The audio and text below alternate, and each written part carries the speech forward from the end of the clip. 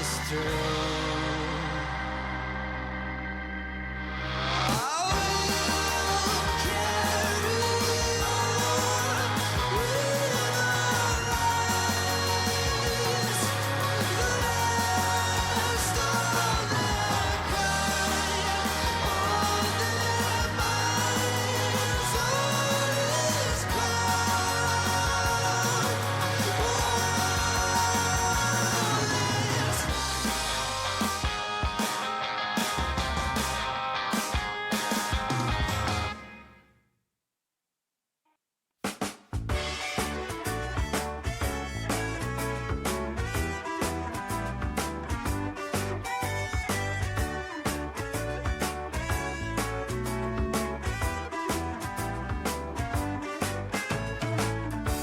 Sliding since I don't remember when, in and out of consciousness, while others might be stressing out. We rely on our facade to help us out, and it's obvious now, finally, I know you're gonna underplay it, but it's time to move on from this. We're derailing, and we're not what we used to be.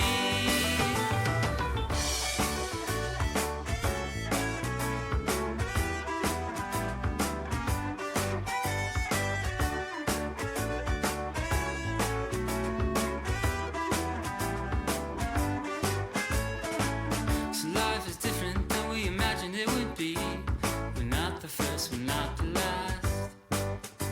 While others may be restless too, we were always far ahead, me and you. And it's obvious now, finally, I know you're gonna underplay it, but it's time to move on from this. We're derailing, and we're not what we used to be. Underplay it, but it's time to move on from this. We're derailing,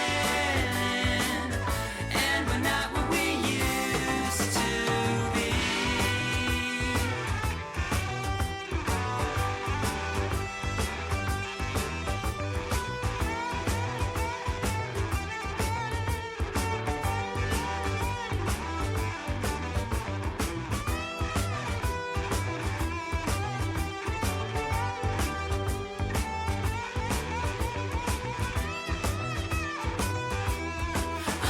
Underplay it, but it's time to move on from this.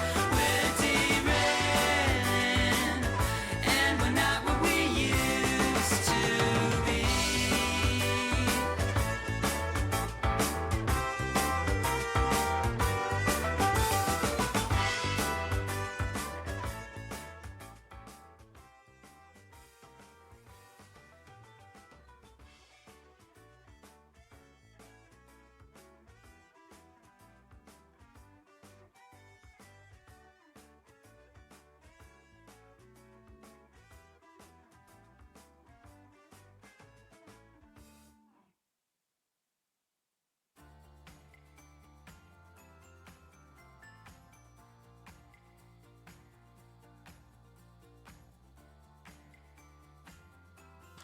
And we're off to the races once again, friends. Welcome back to Role Playing Unlimited. I am your host, Tragically HP, coming to you live from the 100th Meridian, where the Great Plains begin. We are in the midst of week 17 here in the Coalescence Act 5, and we've got nearly a full table, technically a full table. We've got our 6 expected, plus we have a guest player bringing in a character from a campaign that was thought to be lost sometime last year. We started it last week. This week we may finish it up with J-Man guest starring on Monday night. Otherwise, full up here as expected at most of our tables. And we will get this show on the road. There we go. Oops, I got this on the wrong screen. What's about to happen is going to be hard to watch. Hi, everybody. Yeah, it's gone. Howdy. Somebody hurt their leg. Oh, man. I'm sorry to hear that. And I will take the honors right now in revealing our newest additions to the soundboard. It's been hinted at for some time, but at last...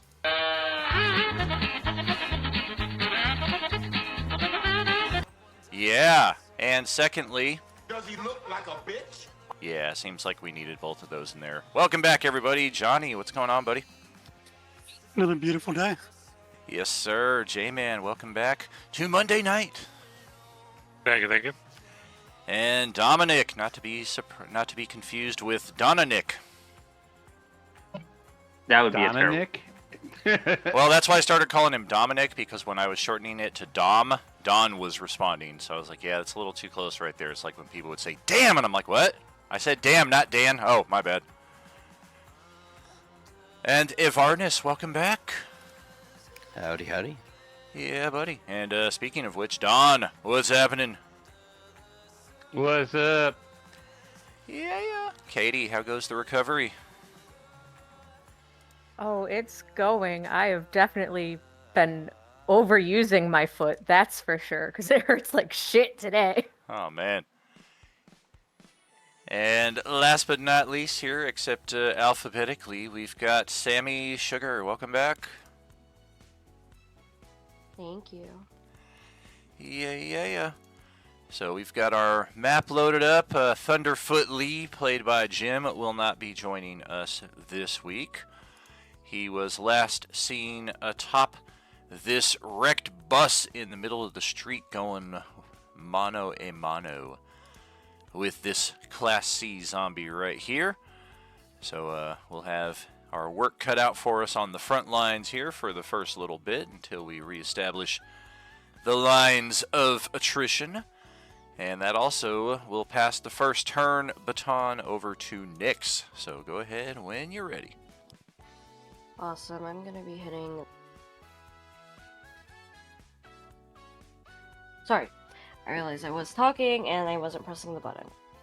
I meant to say I'm going to be hitting the undead right next to Dewdrop to hopefully kill it. And then the undead right next to Adolin. Gotcha.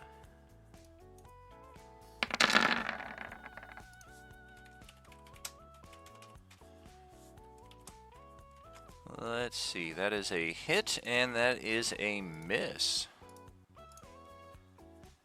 Awesome. I'll be ending my turn there. We'll take that damage. I know with some 5e rolls, with an ally being within 5 feet of that creature, does she get sneak attack with that? She would, yes. We can certainly apply that.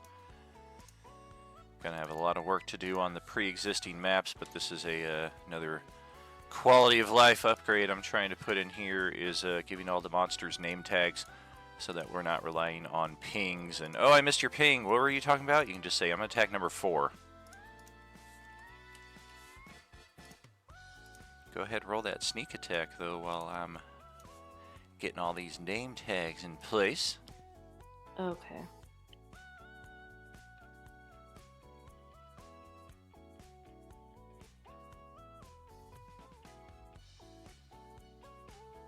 Question, how do I roll that? Just check the box and then roll another attack. Probably the easiest way of doing it. And you can just keep the box always checked, because we know you only get 1 sneak attack per round, so even though it'll show it on every attack, most of us who are more familiar with the 5e rules know when to apply it and when not to. So you can just feel free to always keep that on.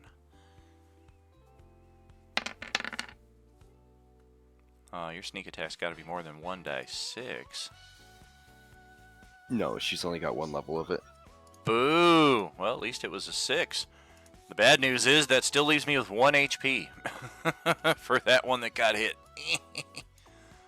Darn. Okay. I'll be ending my turn there. Thanks. Okay, you're welcome. So, Buddy, standing over here next to Orange C number 6. What you gonna do, brother? Right. That is an awesome question. I'm going to use create bonfire underneath C6. Oh my. At least it's not creating it under C4. That might explode. Exactly. What the heck is that? Australia's breaking the matrix. She's trying to see the description. Wow. Max damage, 24. 888. I was like, that's a lot of damage for that spell. That turned out really nice. Yeah, no kidding. Not bad for a cantrip. A dex save. Here's hoping we fail. Gonna need a character sheet, though, for this thing. Got that. And dex save.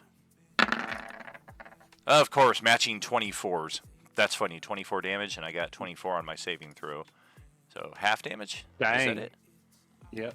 No, I think it's an all or none. Oh, man. Yeah.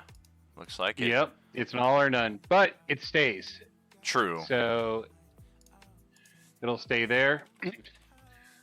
So you may want to put like a token or something underneath to remind you about the flaming location.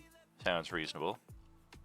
For the end of my turn, as my bonus action, I'm going to have my Fire Spirit teleport Fury, myself, and who's this thing?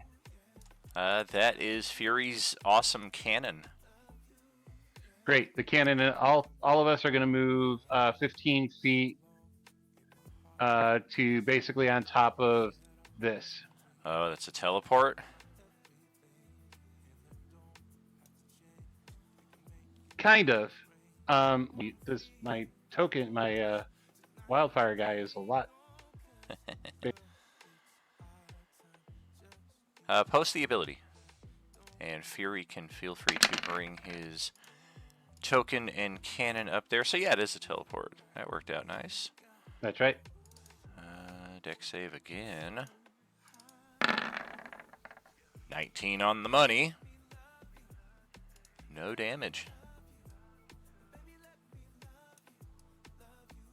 That thing is like the most dexterous zombie I've ever seen in my freaking life.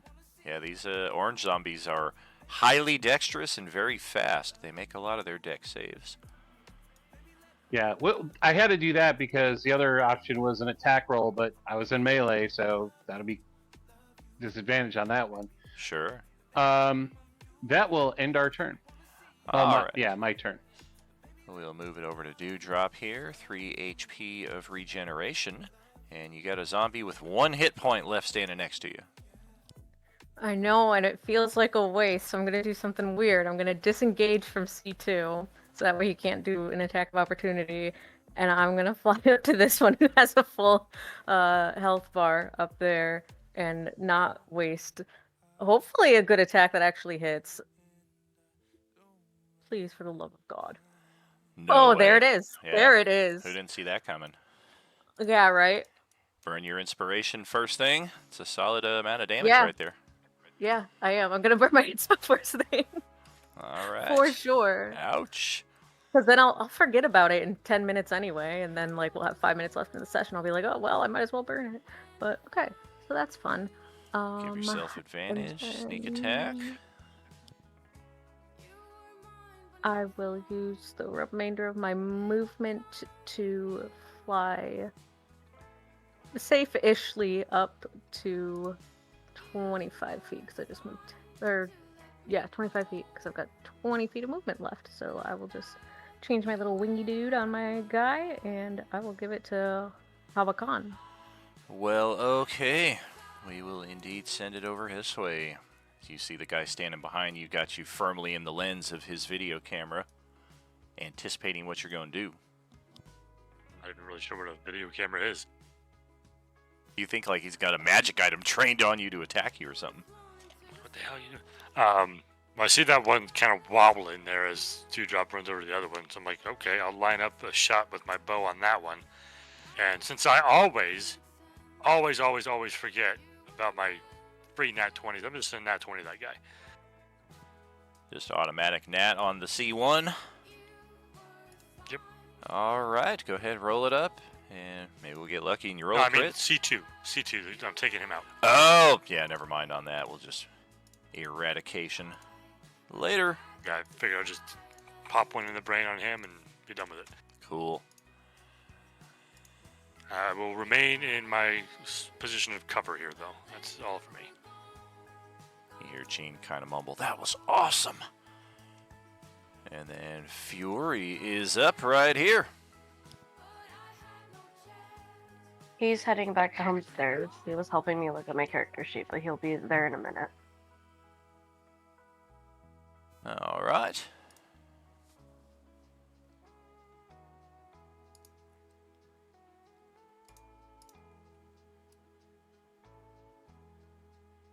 We also didn't ask Fury if he was a willing participant in this teleport, but the alternative was him standing in a blast of fire. So True.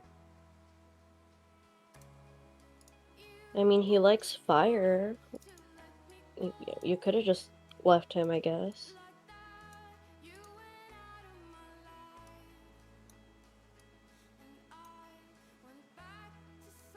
Let's see. With this, these sightlines, I want to shoot at zombie number 3. Okay, we do have Nyx directly interposed between us, so we do get a little bit of cover, but otherwise we are wide open.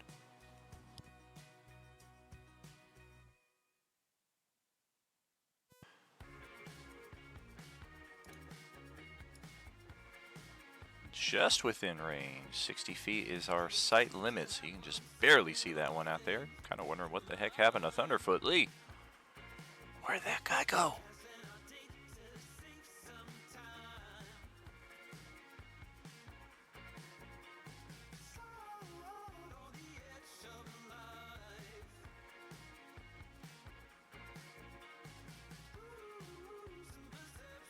Oh, man. Almost grazed Nyx there with that 6. Eldritch Cannon came in a little better, but because of the cover bonus, your aim was just a little off and it flies high over Orange C3's head. Gotcha. And let's see, as a bonus.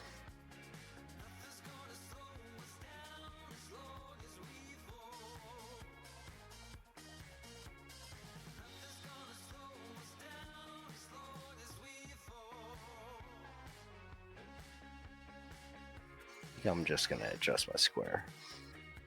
All right, yeah, getting a little crowded over there.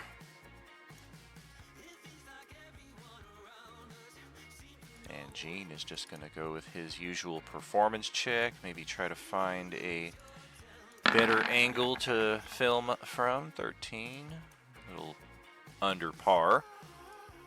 Step over here and get this one standing in the bonfire for a second. Before, yeah, I don't want to be the front line against when that one activates, so we're going to go all the way around here. And we'll just call it a day in the turn. Filming over in Dewdrop and C1's direction. As we pass it over to Grixalad, who appears to be displaced. Yes. He's a smart warrior. He'll move down 3 squares, and over 2 for a little bit of loose flanking. He knows how to fight. And he gets 2 attacks. Finally. Yeah. Well, good thing for that flank bonus there. That 16 hits exactly. We'll take both of those, 20 damage. Alright.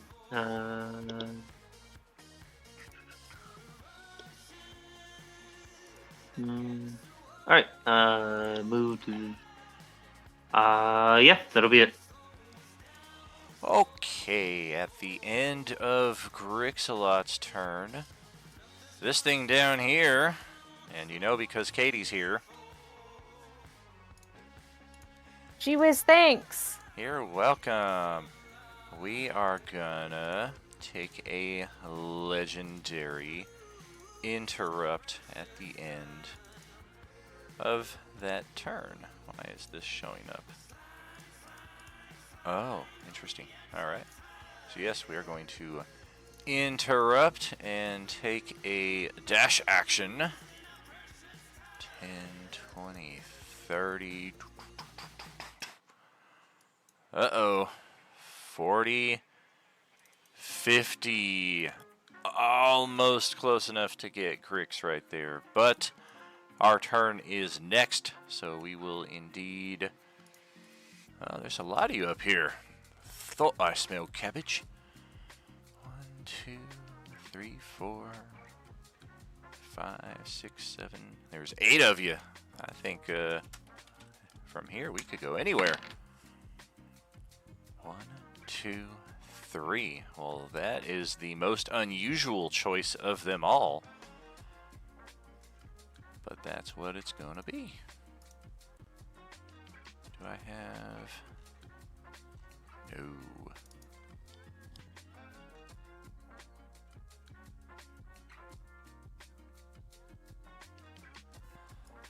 Alright, so 15...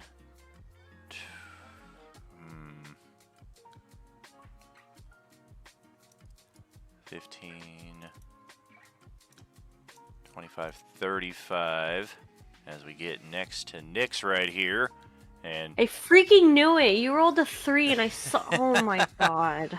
one of the heads looks over at her, but then the thing jumps down to the other side of the trailer here. If Nyx has a melee weapon in hand, I don't think she does, but if she does, she would get an attack of opportunity.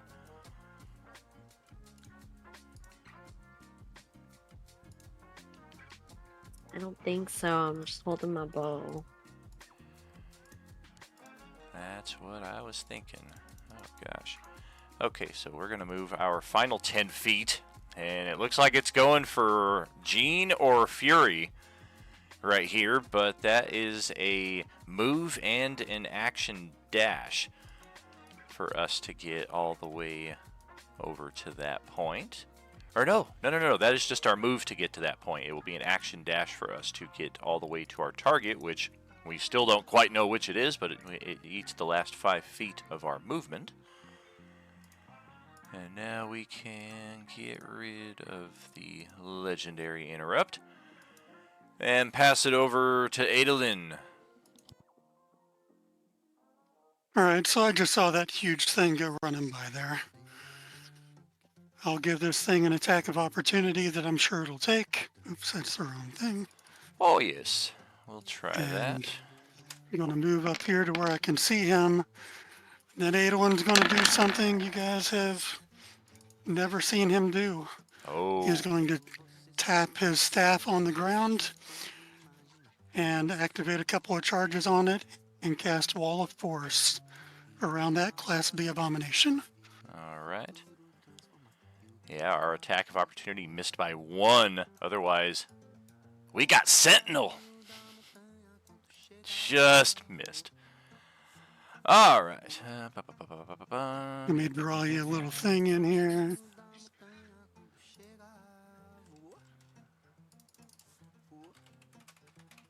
If it cuts through anyone's space, I can decide which side they're on. So Halukan, all of my allies are on the outside, pushed out, and the abomination is on the inside. Whoa, where did I get this pack from? That's cool. I've never used this before, so why not? Let's give it a go.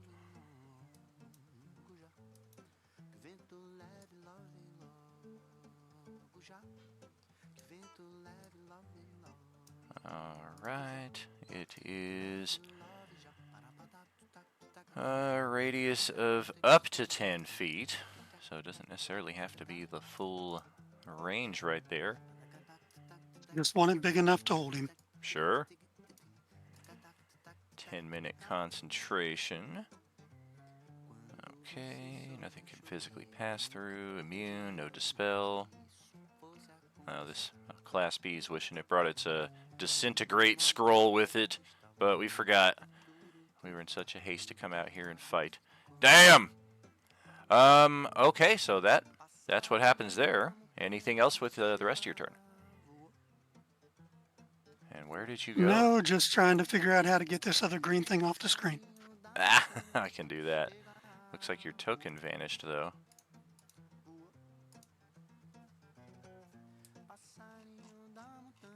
Yeah, we're going to need to get you back in the turn order, which was a 717.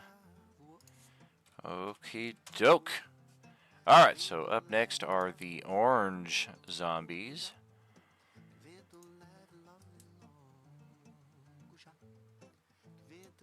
And yeah, this Class B is going to, it doesn't know any better, it's going to do an interrupt and try to scratch the inside of this shield here just to kind of test the waters. And then, yeah, the oranges will go. Technically, this one should have rolled its saving throw right now against the fire, but we already rolled it. We'll take no damage. So long as we don't enter or end our turn in that, I believe we'll be okay. Correct. 1, 2, I think there are 5, 6 of you that we're interested in. Oh, number 1. That's Adolin. So we will jump right over here, cut around the side of the trailer, and we'll kind of reach to the far side of the square that he's in to get that attack off. We get 2 attacks technically with the Class C.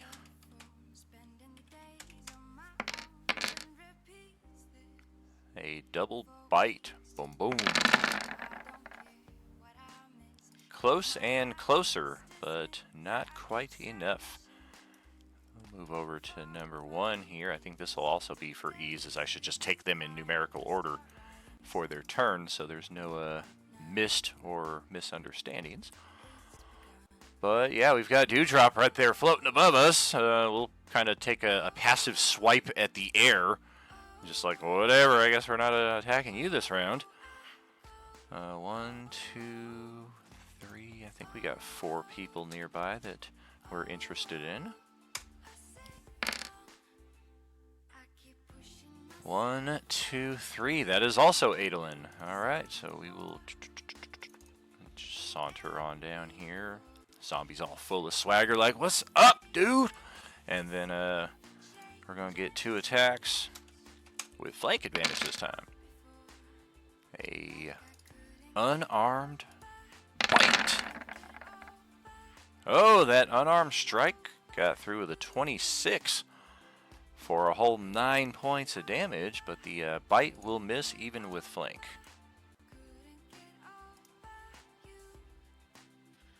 I can roll the con save on that if you want, but I can't fail it. Even with the 1, will give me a 13. Ah, yeah, no worries on that then. I would save the dice for when they're needed. Orange Class 2 will twitch a little bit, and that will be the end of its turn. Orange Class 3 will lunge at where the vanishing Thunderfoot Lee is returning to our Tunnel of Safetitude.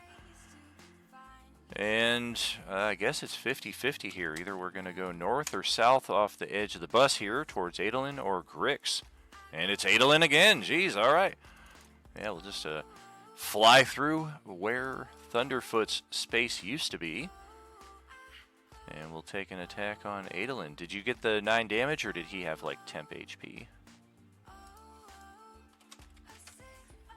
No, I completely forgot to mark it down. No problem. Unarmed weapon strike this time. Boom, boom. Miss, miss. No dice tonight so far.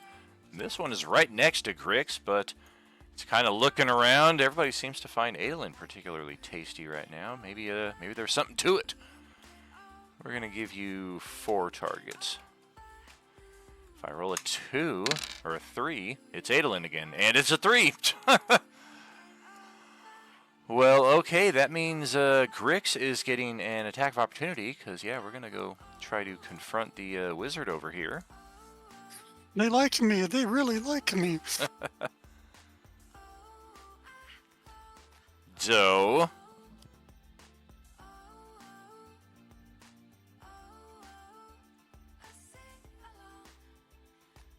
Safetitude, you know it. It's our official role-playing unlimited jargon for a tunnel that is safe and full of attitude. Alright, so our 2 attacks on Adolin again. A scratch weapon.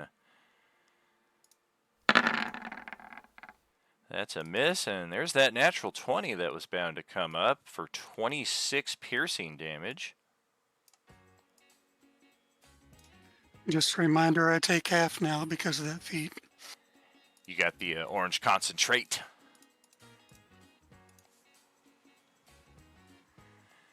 Half of that is going to be 7 and 5 for a total of 12. And then lastly we got, or next we've got C5. Technically that would be the last one this round. 1, 2, 3. We'll put Nyx at the far side of this. It's going to come up a 2 anyway. Oh no, we're going to go after Nyx this time. Alright. Technically we are passing through Grixalot's space again, but he already took his AOO. So we will climb on up here and try to get a pair of attacks on our archer. A scratch unarmed, a natural 1, and a 23 for 10 hull points of damage. Ouch! I'm not tasty. Adolin was right there, dude. This zombie's licking its chops. Elf! And that is it for that. That is it for the first round. We will send it over to... It's actually Nyx's turn at the top of the initiative now. So go right ahead when you're ready.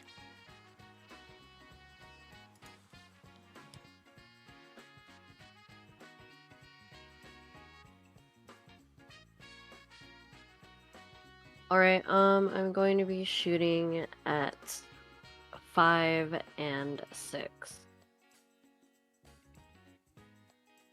Alrighty. I only hit you for 10 damage, though. It looks like you took considerably more.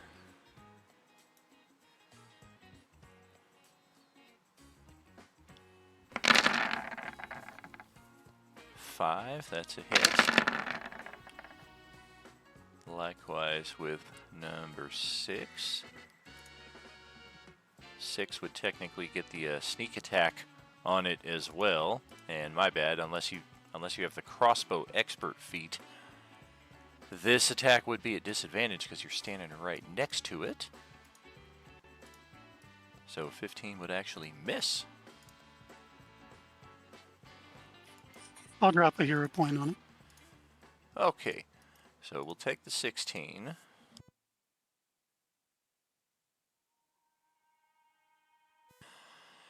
And then you can just check that sneak attack box to be on all the time on the center of your character sheet, so that way we can just apply it as part of the rest of the damage. Otherwise, go ahead and roll that up now, and I will tack it on to what we're looking at here. Okay, I thought I did check that box, but I'll double check it again, and I'll make that roll. Cool, cool. Yeah, it's in that middle box. What's that? Oh, it's accounted for right there. The psychic sneak. Yeah. Oh, yeah, my bad. I didn't even see that right there, but yeah, that's accounted for. Okay, I was like, I swear Well, I she has the psychic damage that's a part of her class. Right. Yeah, I'm used to it just being the psychic right there, so I was waiting to see more damage. But yeah, she's also only got the 1d6 at this level, so all is accounted for. Anything else with your turn? That will be all, thanks. Uh-huh. Oops. Little force field is getting bounced around here. Alright, Dawn, that's over to you. Alright. I'm going to help Adolin out a little bit by shooting Produce Flame at C6. Okay.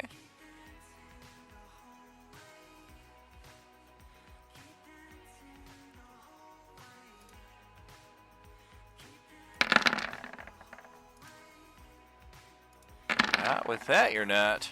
Damn. Jeez, Nope, plus I'm 11 not. and you get a 13. Right, that was crappy.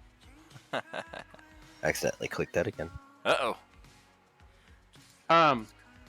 Bonus action, I'm going to command my Wildfire Spirit to shoot a Fire Seed at C6. Okay. Hey, that'll hit. We'll take it. And that'll end my turn. Okay. That's Katie up next then. Okay. Well, I see my bestie Adolin is getting his ass fucking whooped down here, getting ganged up on.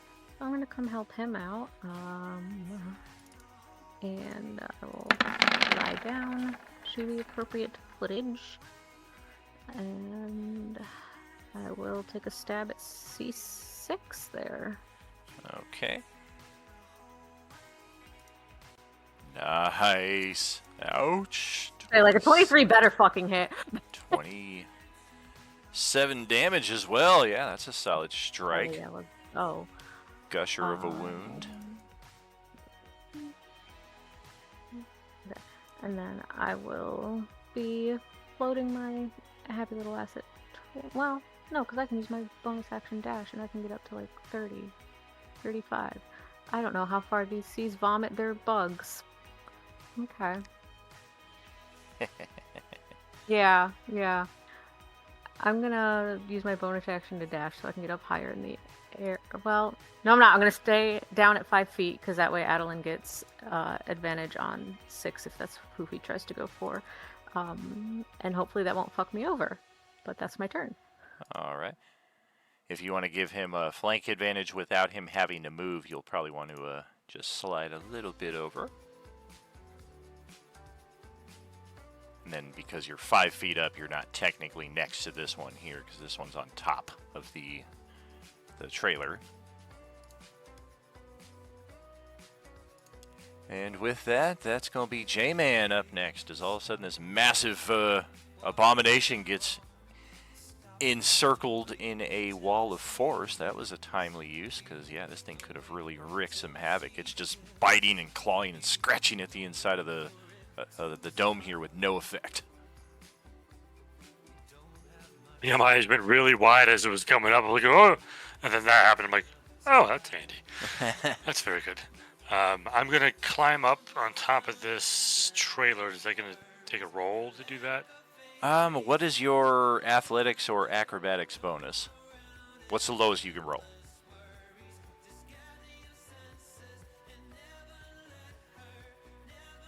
I have a +4 in acrobatics. Yeah, you would need to roll. DC is 10, so there's a slight chance you just lose your hand hold at the top here and fall back down. Wow.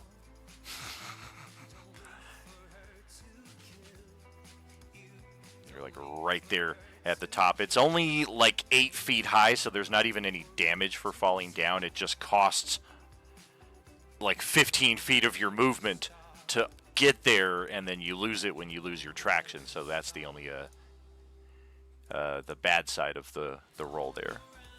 I guess I'll use one of the hype train inspirations I just got. All right. You do still have 15 feet of movement left if you wanted to try it again. this round. It wouldn't cost an action or anything before you go burning through your finites there. That's fine. All right. Well, yeah, that'll definitely get you up there then. Boom.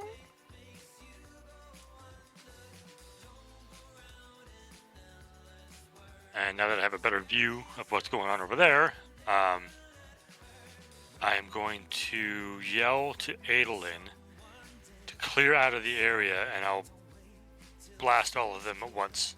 And I'll ready in action. Fantastic. All right. That's going to be Fury up next here. Getting very crowded up here, especially sharing the same space with your cannon. Quick question. The pistol from the list that we had, was that a regular pistol or an automatic pistol for, because their damage is different? That's an automatic.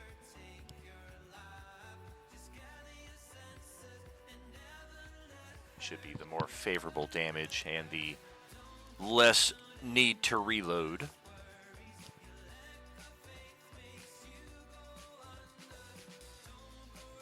Okay, and that added that there. Okay.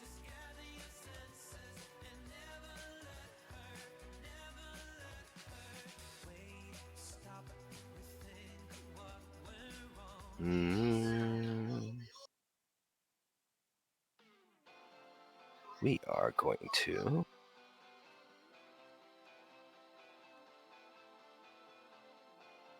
Uh-oh, everything froze.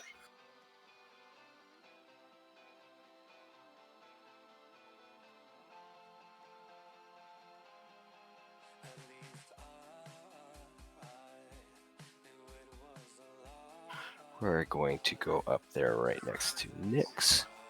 And we would kind of want to fire right next to her shoulder and try pushing that zombie off the edge.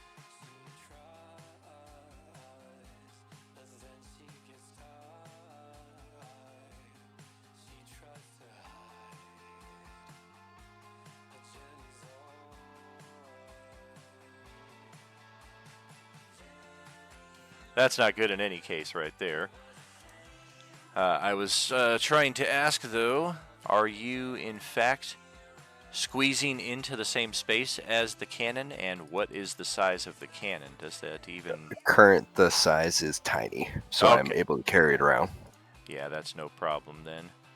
No disadvantage for that, but you did roll a natural 1, so unfortunately that's just a whoosh.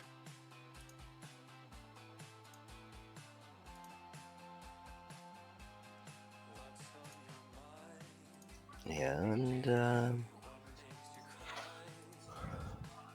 let's create some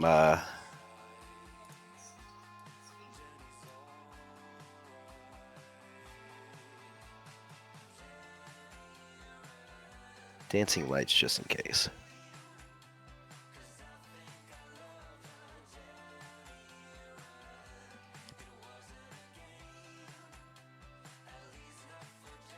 All right, one moment.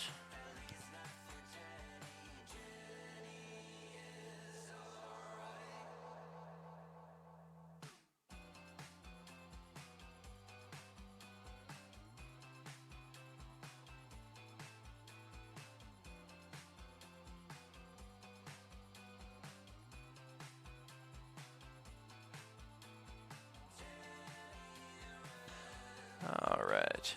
I'm going to set one of these up permanently.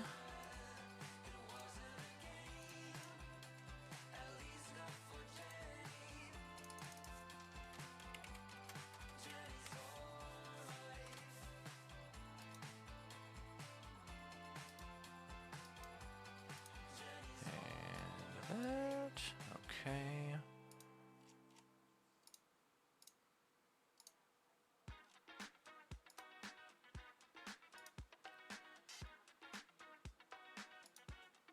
And let's see, a 10-foot dim radius. Okay, we'll set that just in case. Link that to the character sheet.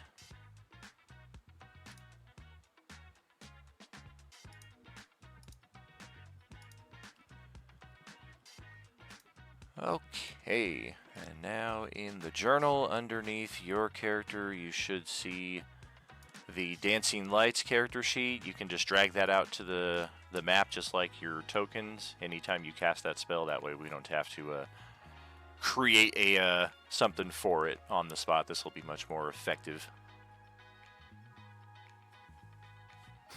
Now I'm able to do it multiple times because there is 4 of them. Correct.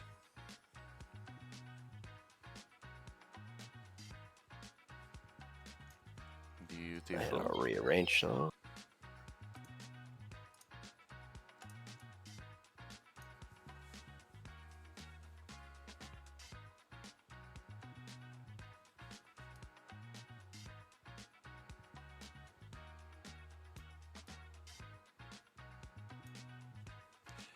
Is that it for your turn? I'm just rearranging the lights right now. Right. Yeah, well, you do that. But yes, that will be. We'll continue on with Jean here, who is just back away from this thing. I did not like the looks of that. No, sir. No, sir. 25 and 30 feet to get around the other side. Oh, God, they're over here, too. And yeah, we're not even going to bother with a performance check this time around. We'll just aim the camera as best we can at the action and take an action dash. Our passive perception is good enough that we do not step into the campfire that is sitting right there.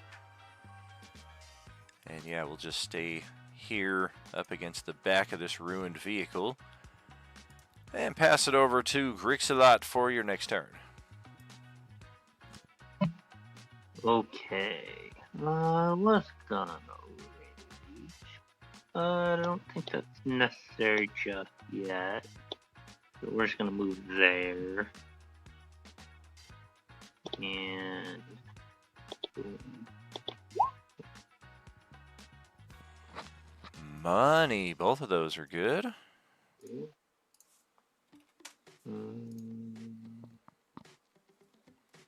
Right. I think that should be good. All right. Yeah. It has been 10 minutes out of game since this spell was cast, so we're going to count that as the duration. And let's... 6 seconds, man. 6 seconds. Nah, man, that was 10 minutes. That was 10 minutes ago. Damn it, let me... You just start hearing a frickin' Smashing Pumpkins Cherub Rock inside of here. Let me out. That's all we got. Adolin, back to your turn. All right. Well, I was asked to vacate the premises, so I will use one of my racial teleports and pop over on the other side of Dewdrop.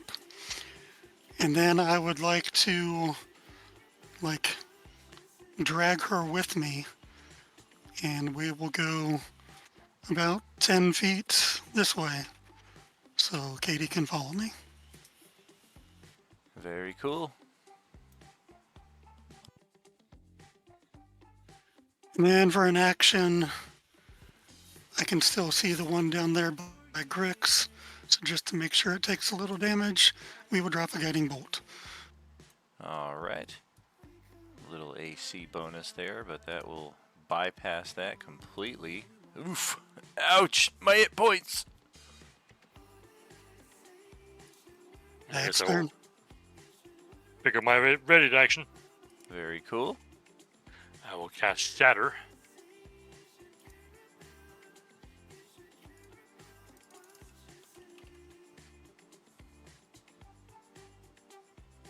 Ooh. Do I have... That doesn't look like Shatter. That's just a thing. That's kind of cool.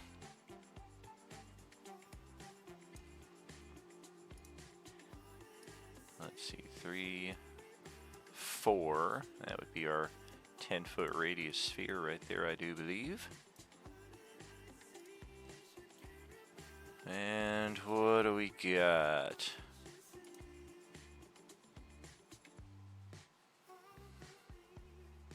All right. 4 con saves coming up. Yes, no, yes, no. 22, 7, 23, 10. Is it half? Yeah, it's half if they make it. All right. Yeah, so after Adolin moves, it's almost kind of like picture like kind of like the weirding way in Dune. He just kind of vocalizes a weird word of like power, and then there's just shattering force of sonic energy right in that area. Very cool. Track that damage. Anything else with your turn while, or that was your ready to action, so it's still my turn here technically. Get that, and oops, I took the wrong damage to the wrong one, and that does matter in this case. Okay, fixed up, and now zombies are good to go. We'll start with number 1. 1, 2, 3, 4, 5. Yeah, I'm thinking 6 of you are within our desired range. 1, 2. Wouldn't you know it? Gonna go after Dewdrop here.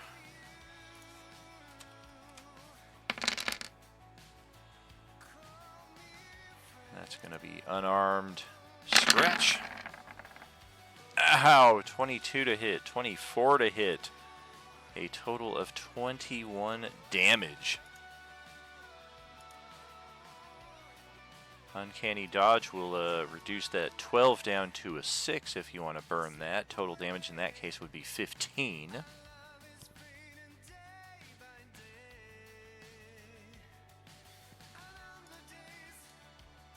What was the original total? Because I already took it off, so I just need to add back on.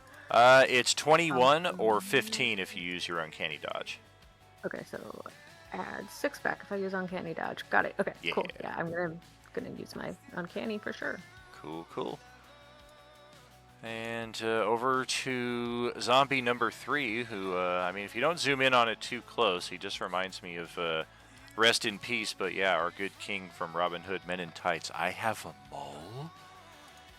And let's see, our target will be...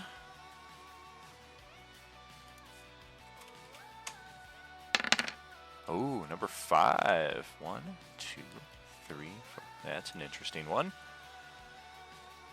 Okay, so 5, 15, 20 to get to the top of the semi-trailer. 25. And then 30, because we're going after Fury.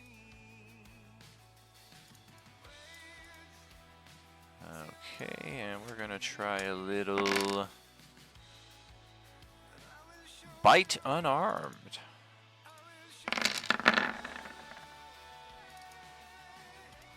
Oh dear, 2 for 2, 17 and 21. Total of 15 physical damage from both of those.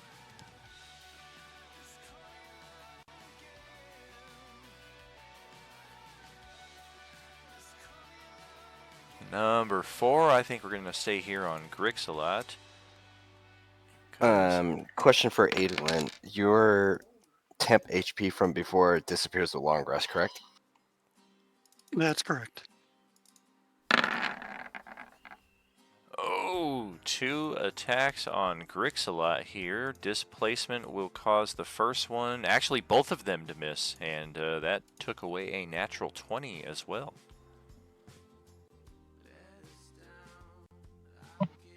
Thanks, Adolin. I got you. 5. We got 4 targets up here with us. Let's see who we like. I knew it was going to be number 4. That is also Fury.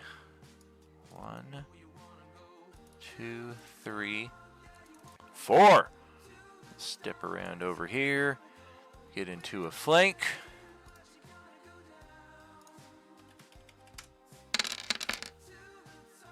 And that is another pair of attacks here.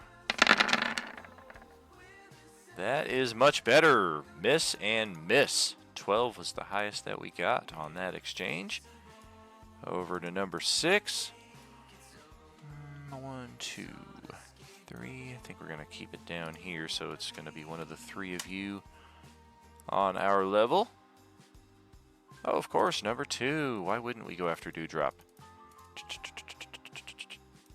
little step right there.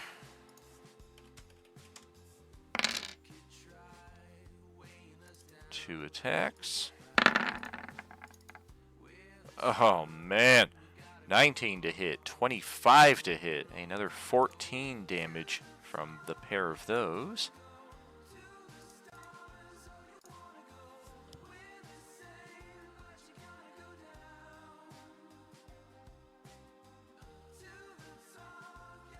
Alrighty. And we're going to take a little brief 2 to 3 minute between rounds here. I am in need of a sod refill for my gardening. So we'll be right back with you, friends. Catch you shortly. Awoka's like, no, that's not the kind of hugging she wants.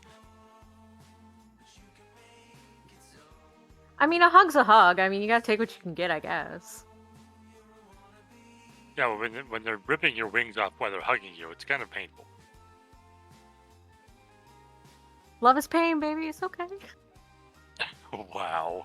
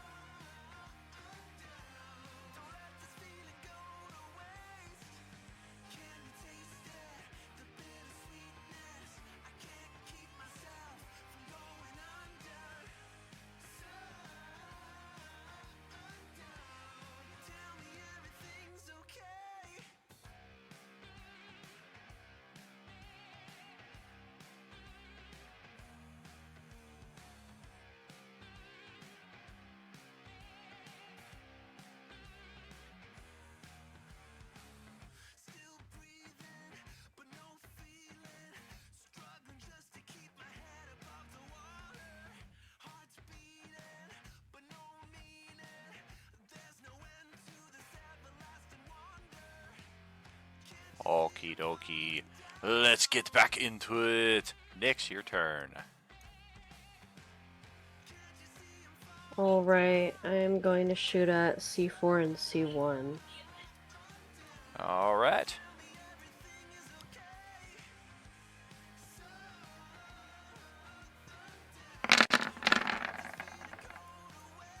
Very good.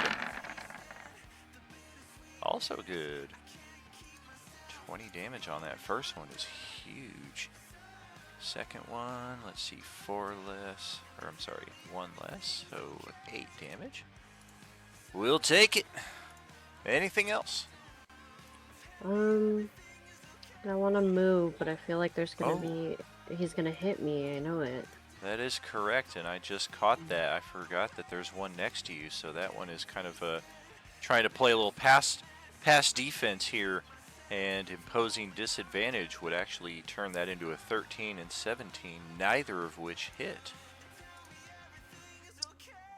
Do you want to try to move before making your attacks? This thing is likely to get an attack on you, although you said you were going to multi-class into Rogue. Have you done that? Yes. How many levels of Rogue? Just one? Yeah, just one. Dang, it's level 2 where you get that free disengage action, because that was where I was going with that. So if you want to risk this thing attacking you and turn those attacks potentially into hits, then you would need to move before attacking. Otherwise, attacking from where you're at, we're in need of some assistance to turn those misses into hits. I'll take it. I'll just move. I'll just move. It's fine. Alright, it's going to try to hit you, of course, with a weapon strike. Of course it did. A 23 to hit, and because it has the Sentinel ability, it reduces your speed to 0 for the rest of your turn. So there is no moving away, sadly, and you take 12 points of damage. Darn, okay. I'll just end my turn there then. Alright, and then you try to fire both arrows while this thing is trying to hold you in place, and both of those sail wide of the mark. So, buddy, that's over to your turn. All right. So, in 5e, is grappling the same thing as both of them are considered in the same space? I don't think it does. Okay, if that's the case, then I'm going to create a bonfire underneath C3. Under C3.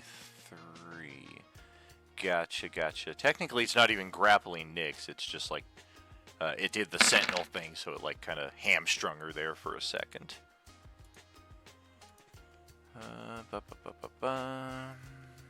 Yeah, as far as the grappling says, it doesn't state that you actually enter their space. Say that's kind of a judgment call. Does that get rid of the other bonfire? Yes, it does. Their concentration. So if you give me that token, I could just move it around to where I want to put it. Yeah, you're going to be using that one a lot too, so I will add a journal entry for that. Upload you.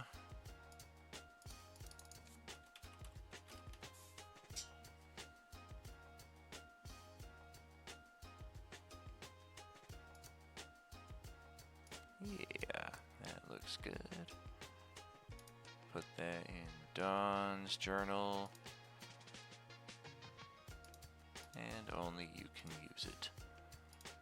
Alright, we got that. And we'll drop that under your character sheet.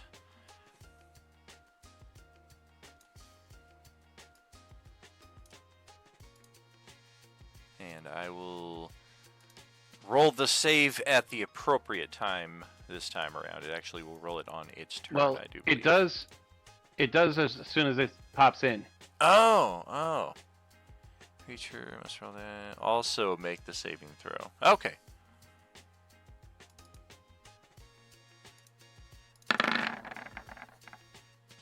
$23 on that dex DC save. is 19. Beat that mark by 5 with a 23, or I'm sorry, by 4.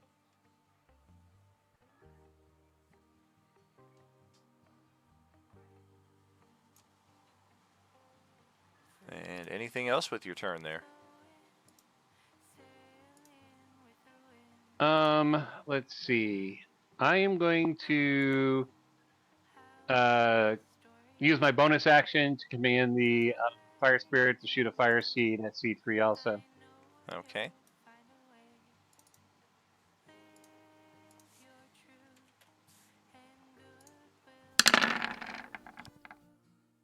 Goodness gracious me. Well, that was pointless.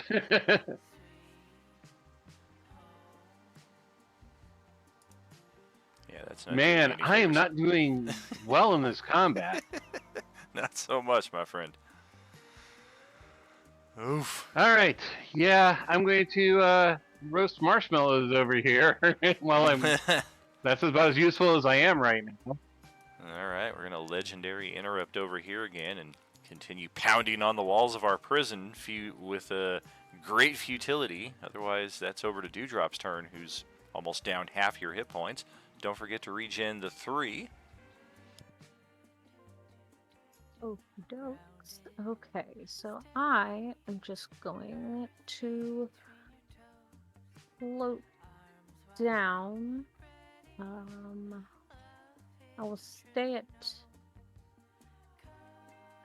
Yeah, I'll stay at 30 and stay within the 5-foot range of C6 and get into a flanking/loose flank. Is this loose flank on this square? Yes, it would be. Okay. Okay, cool. And then at that point, I will drop down to my 5 feet to make a little stabby stab. This bad boy. Hell yeah. Okay, so that's 10. Ooh, nice hit right there. I was taking a nice hit myself. Nice. And then I will float back up to my safe-ish 25. Well, hold on. Has 25 been giving me an advantage with these or no? Not really. None of them have done a ranged They've been attack. hitting me anyway. Yeah, I mean, They've been they hitting hit me you because anyway, you were so down at fuck it. 5 feet, Yeah. but when you were floating 20 feet up, the only one that was close enough to you just kind of looked at you and didn't do anything. You know, so now it becomes a question of how much am I willing to give Adeline for flank attack? Don't worry about it. Oh, okay. Well, then I will float back up to a hopefully safe-ish 30 and pass it along. All right.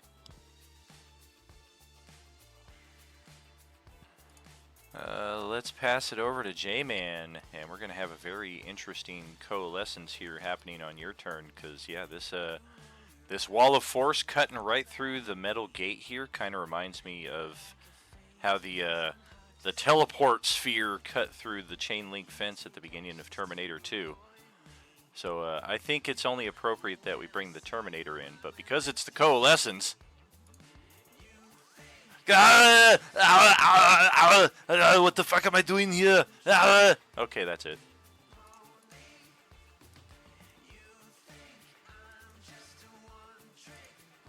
I blame Katie. Blame me? Did you mean thank? You're welcome.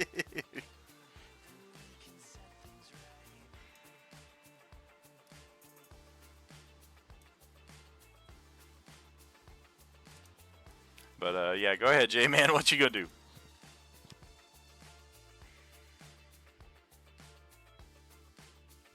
Yes, a walk-on's not really built for this this kind of fight. So, Nope.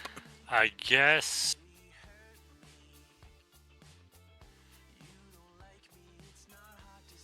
I'll move up and flank C5 and take an attack.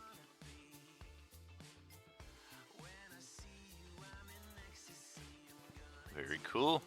Yeah, just enough room to balance yourself on the edge of the trailer there.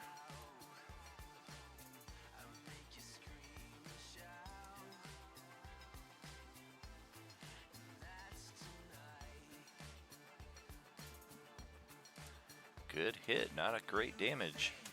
It's just a dagger though. You guys want to really blow Howakan's mind, summon the merchant and start buying magical gear for him. He'll just what is this?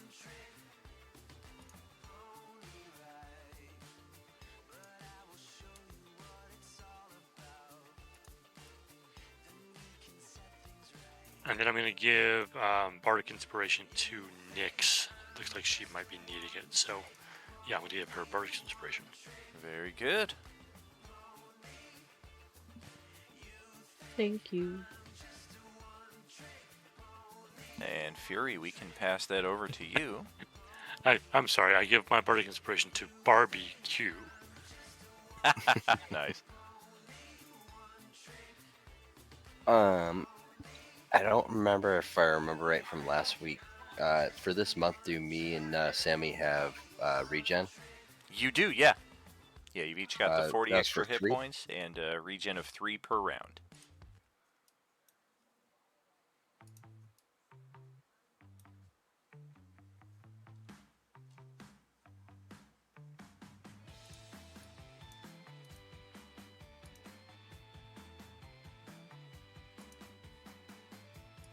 Oh, something started clicking.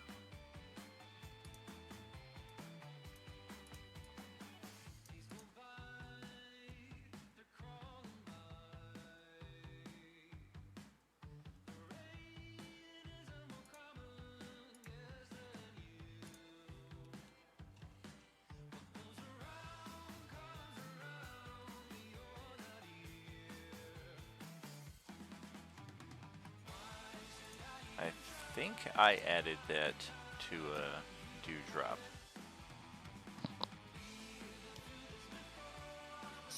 I wasn't sure. The hit points just looked low. Yeah, I'm not positive myself now that I'm looking at it. Her con is a 10, and she's rolling 8 ciders. I'm inclined to think Katie. Katie, do you take the average for your HP, or do you roll it? I take average. So that's going to be... Because you know if I roll, I'm going to get 2 nat ones, so... So her max HP should be 48. So technically she should be, I guess, 88 would be the max here. And then that means 73. That's going to be 15 extra right there. So this should be what we're looking at. Okay, I don't have very much I can actually do, so I'm just going to target C5. Alright. Yeah, looks like I have flank, so it should be just straight rolls, because it'd be disadvantage. Correct.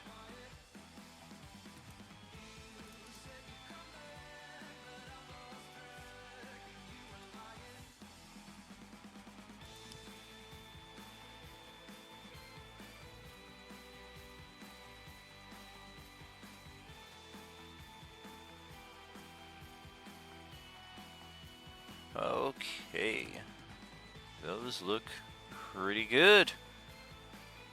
15 damage, we'll take it.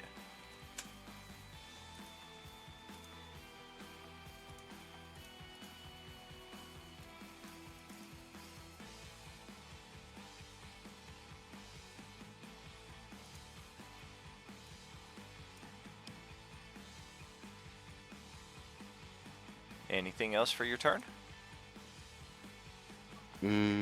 No, that should be it. Okay. Well, Gene is happy that he has not been ripped to shreds, and we think we're staring at the end of a nice combat here with Grix and C4, so we're going to try to get a close-up of that action. Yeah, good enough. Grix is moving around pretty fast, and he's distorted. Gene keeps checking his camera and then, like, adjusting his glasses, because he's like, well, how come I can't see this guy?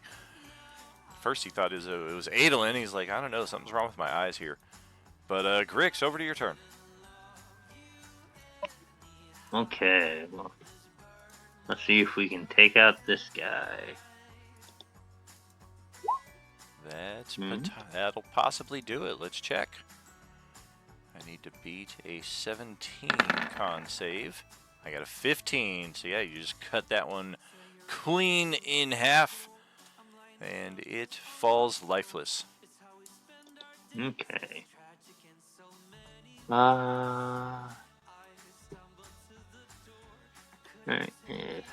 we'll move up to that guy. Oh no, wait, why are there attacks happening? I don't like this. Yeah, this thing is taking its turn and just smashing against the inside of this dome. And this is what one of you would be taking if that wall of force was not there. That's just one round of actions from this Class B abomination, so very, very handy that this thing is currently imprisoned.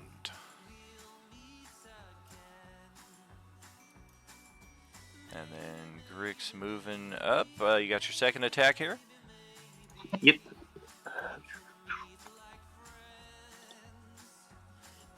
Hopefully you didn't take all the good rolls. Nice. That'll get through. We'll take the 11.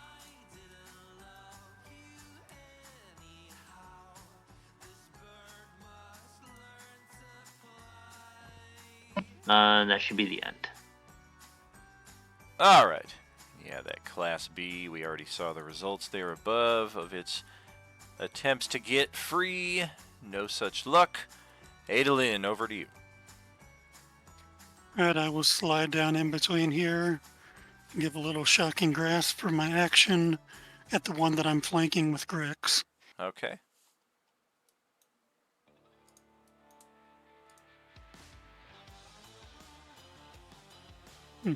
My macro didn't work, so I'll click the regular attack. Dun dun dun.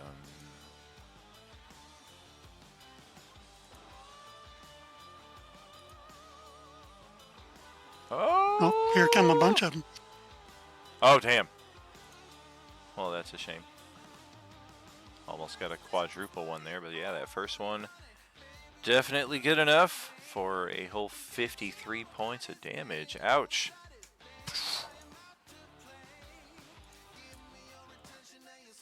This one's hair just stands straight up. A nice zot of electricity and smoke smoldering out of the top of its head when that one comes to a conclusion. And then for the bonus action, I'm going to put my spiritual weapon up in the air over here and take a swing on C-3PO. All right. Goodness gracious. Master Luke, R2. Oh boy. Ouch. And that'll be turn. I'm staying where I'm at. All right. Well, let's pass it to the oranges before we take our halftime. Let's see. Number one is still standing. We don't have a reaction right now. We got 3 targets. Oh, nope, we only got 2. Katie's floating a little too high out of our reach there. Number one, going after Adolin again. All right.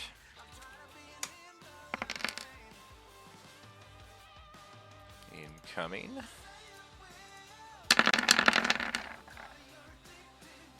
It's a wide miss and then a natural 20 for some horrible damage, which is made almost laughable by the feat you've just acquired. This is a critical hit for a grand total of 5 points of damage. All right, you can have them. And then we move to orange. 2 is dead. 3 PO is still standing here.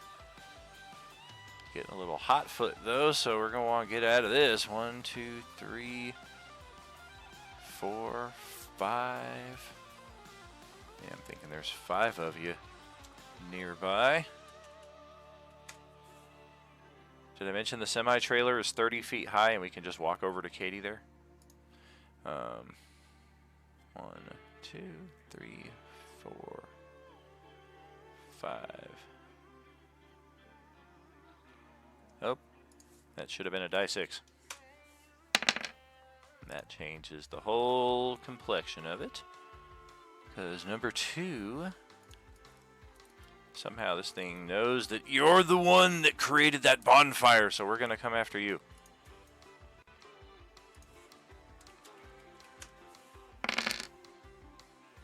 Scratchy scratch. Oh dear.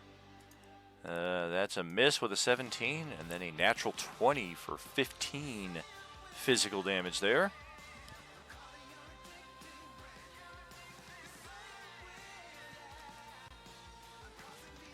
That is on Buddy, if that was unclear. Number All right, 5. 15. Yep, 15. Number 5, we're kind of caught between the two of you. No real space to move around, so yeah, it's going to be the one of the two of you here. And that is Fury. He is going to take both of these.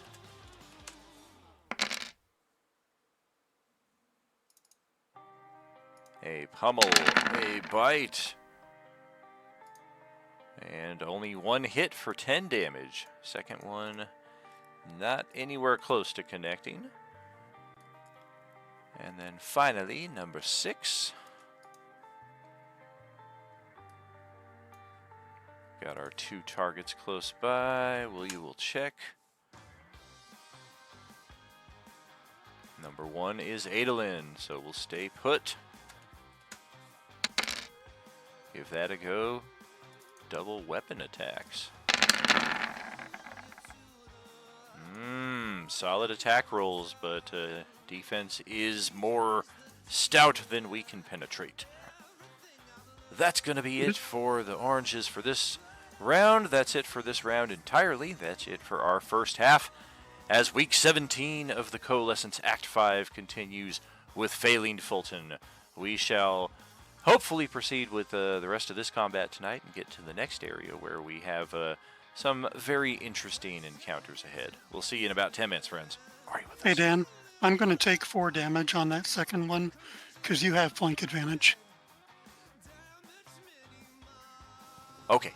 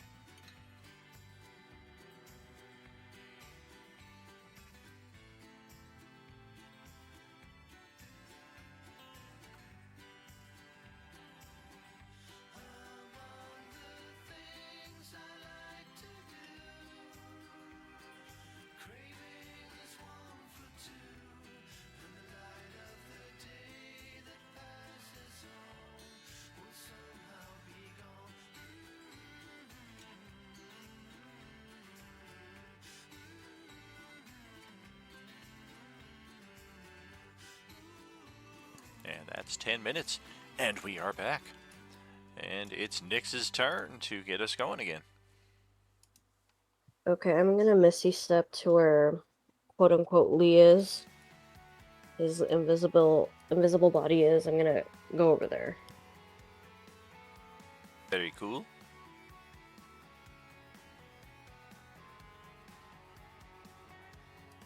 Well, apparently there's a saving throw for that spell right there, so I guess the universe has to make the save against your teleport. What?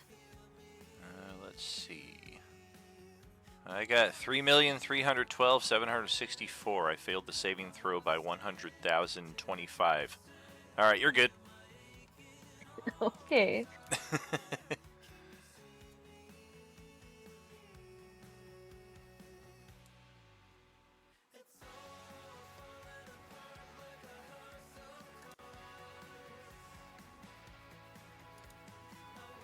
And then I'm gonna hit C3PO and C6.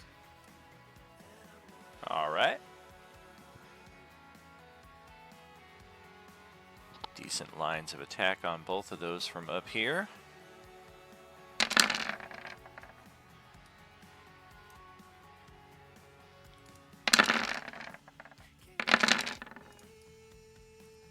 That first attack.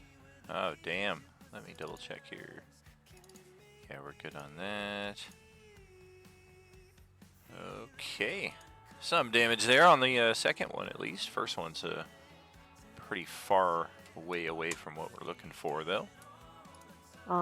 So since I failed that, I do have that inspiration. Can I roll that D6? The Bardic Inspiration, yeah. Yeah, you can roll the die 6. Need a 5 or better. That's actually a D8 from me. Ooh, sweet.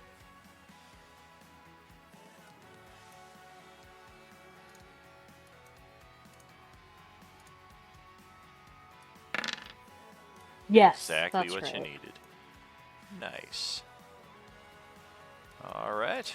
2 for 2. And I'll be ending my turn there. Thank you. Over to Buddy. Your turn. Took some damage this last time. Yep, so I regenerate 9. Oh, there you are. Been checking our Twitch lineup to see who's tuning in tonight. Been waiting for this one. I'm going to... Oh, it's not under my control, the fire. That sounds I was like going to move it under C5. That sounds like a you problem.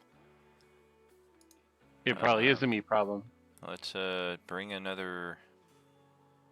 Oh, it's under bonfire. I'm like, why can't I find it? I thought I had it under campfire. How about now? Can you move it now? Yep, I can move it. Cool. Oh, and I moved it too far under C5. That's okay. Okay, I'll just put it right here. That way we can remember that it's underneath C5. DC save 19.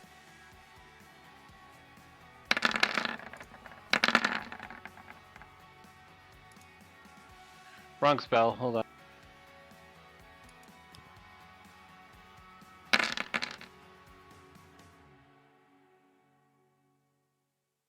Gotcha. Okay. Oh dear, natural 1. Alright, we're not making that. Yay, I took it. I gave you some damage with my bonfire. Finally! I've been waiting for this moment for all my life. I think this would be a nice time for the three of us to take a little trip. A long so rest. we're going to use fiery teleportation. Anybody who is unwilling won't go, but will be caught up in fiery blast. And we are moving 15 feet. Let's see. towards this end of the train.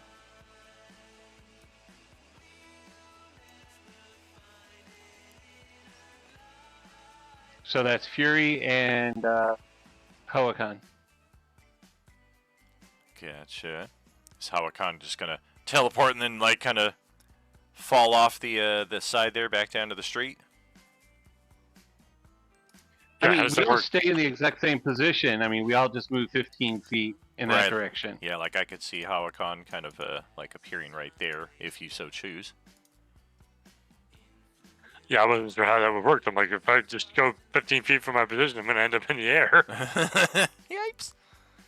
Yeah, it just says unoccupied spaces you can see, so I think you're pretty open in that respect. And both of them failed their saving throw, so they will both take the full 7 fire.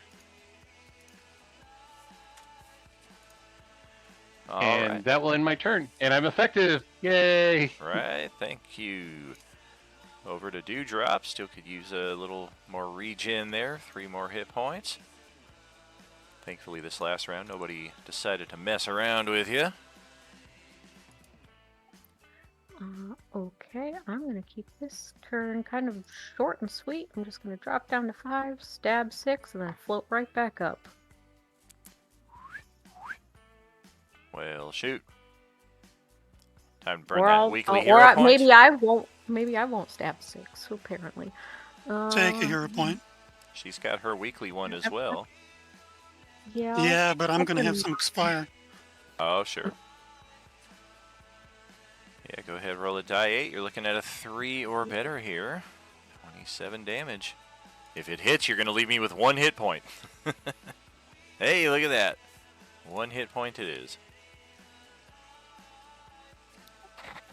Yeah, and then I'll keep the same little floaty wing thing in the corner, because I will fly back up to that after the stab, and I will pass it on. Alright. That is J-Man. Up next, Hawakan.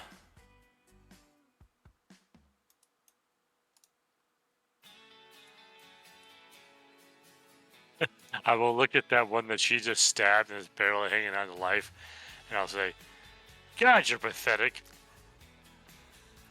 I'm like 2 feet tall. I can only do so much.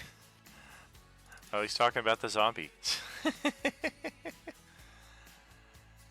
Okay, wisdom save. Oh, that's a fail. It's going to prompt our undead fortitude. Bum, bum, bum, bum, bum, bum, bum. Oh, and its head just, boom, explodes all over the shields right there. And a little bit on Adolin, too. So yeah, I insult the zombie, which explodes, and I just kind of wink up at Dewdrop. Dewdrop's gonna like spin around in the air. Thank you, thank you, thank you. That was pretty cool.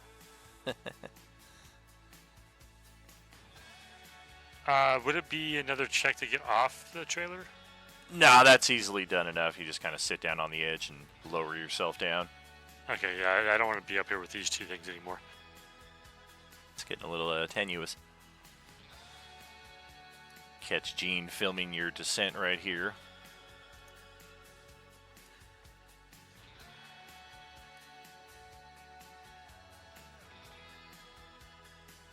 And that'll do it. Fantastic. Fury is up next.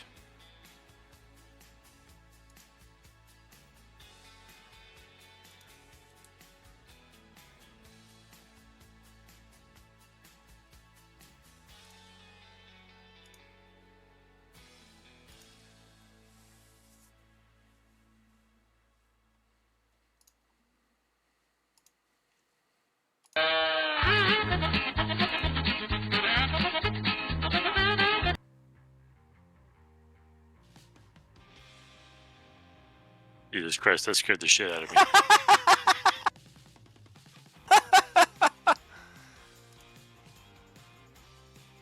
Does he look like a bitch? Do it. Come on, Fury. Take your turn. Do it. Oh, I'm sorry, I didn't realize we were waiting on me. Well, that explains everything then. I am going to target C3PO. All right.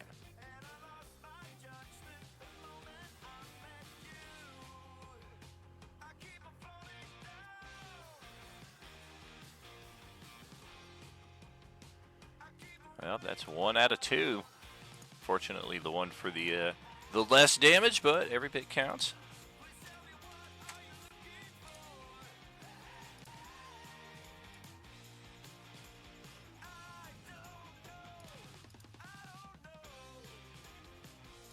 That should be everything. All right. Well, Gene is now feeling like he's probably one of the closer targets here to these oranges, so we're going to move around to the back side of the vehicle here. And this round, we're going to actively take a stealth check. Just try to be out of sight, out of mind. Not bad with only a +2 bonus. Gene showing up at the dice tonight. Put a little stealth mask on him here. Where's that new one that I like? There it is. And that is going to pass it back to Dominic. Alright, we're just gonna chop down at C1 here. Ooh, there it is. Ooh. Maybe. Oh, are you going to burn your weekly inspiration? That first one could benefit from that extra 14 damage. Don't I have flanking with Adolin? Oh, he does. It's twice I missed that with that same zombie. Okay, 26 damage then. Fine, don't use your inspiration. All right. Fine, be that way. Yeah, screw you guys.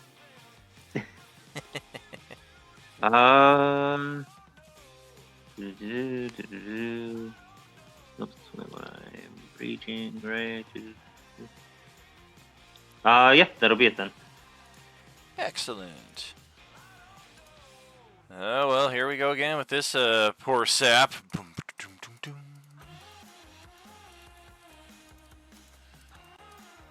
And let's see, with action dash, I think that's everything we got right there.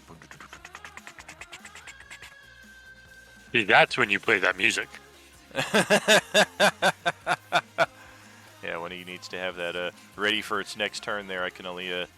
I'll have to be perfect on the multitasking to get both of those at the same time. Adolin, over to your turn. All right, this is going to be overkill. Let's reach out and just touch C1 on the back of the head with a shocking grasp. Oh, God. Oh, goodness, yeah, that's extreme overkill. A zod of lightning and smoldering zombie flesh as the top explodes and the rest of it just crumples down to the pavement. And Dewdrop is high enough up, I can go underneath her face and try to climb up onto this trailer, right? Oh, yeah. Yeah, she's a good, 15 feet higher than the top of the trailer at this point. Right. I'll roll it because I could miss. Cool, cool. Nice.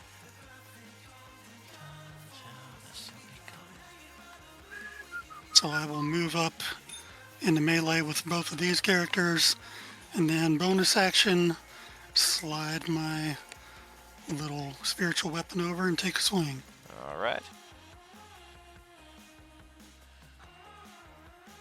Not bad.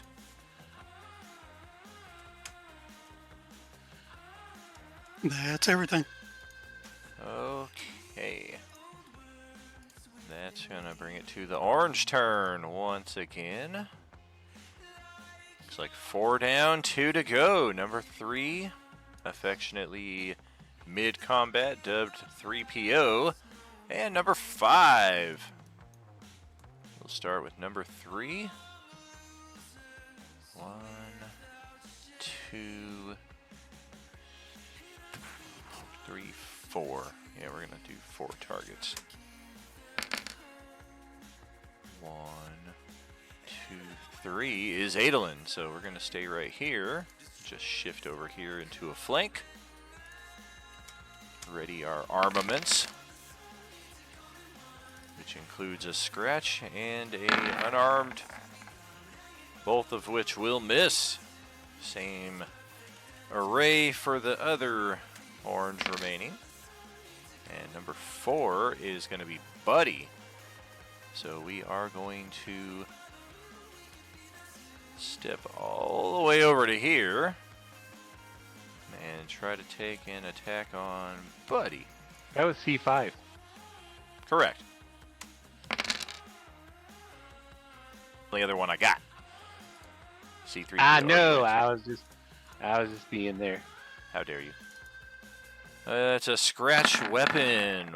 One hand for one thing, one hand for the other. That's a miss and a natural 20 for 13 slashing damage there with that scratch attack. Can't hide behind that fire spirit. We see you there. You've got your name tag on. And that will do it for the zombies. Possibly the last round of this combat incoming. Nyx is presumably safely over here. I'd hope so. I'm gonna hit C5 and C3PO with my bow. Alright. Buddy is short and squat enough. He's almost built like a pyramid. That he is not providing any cover bonus to these zombies from your angle. I actually get to move through spaces of characters larger than myself without counting it as difficult terrain. Nice. It's a half That's inch. how short I am. It's a half inch, so it's a food pyramid. Yeah, it is. Oh, one too many attacks, but luckily the third one is the one that would have missed. I swear I clicked twice, but that being said, I will end my turn there. It happens. Chip away from both of those. And Buddy, who's right in the thick of things here. All right. Well, I can't use my produce flame at this point, so I'm going to drop that fire over there and drop it right underneath C5. It's like this thing has a hot foot this following. Oh, failed save.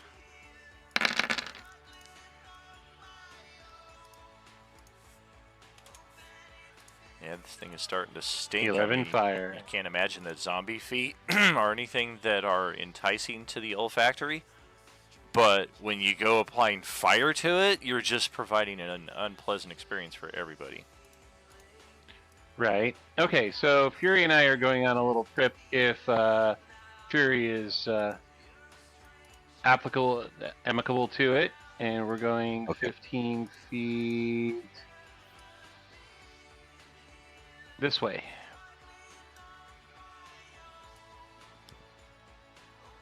No, Fury! I thought I was invited. No, you were I'd not like to invited. come. You're invited to... It looks like You're fun. invited to You've been take some doing damage. it so often. I wanted to go for the journey. Damn it. You get the fire. Never get invited anyway.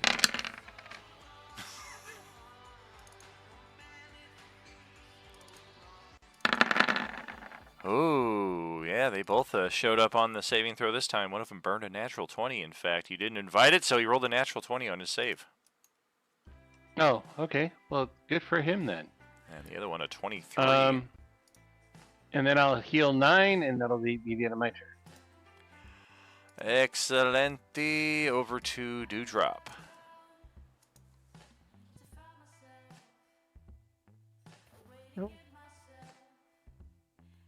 Okie doke. So I am gonna just go after C3, I guess. 'Cause, I mean, I ain't even got to move for that. Just gotta lower yourself slightly on the breeze, and look at that. His Yep. neck perfectly in position.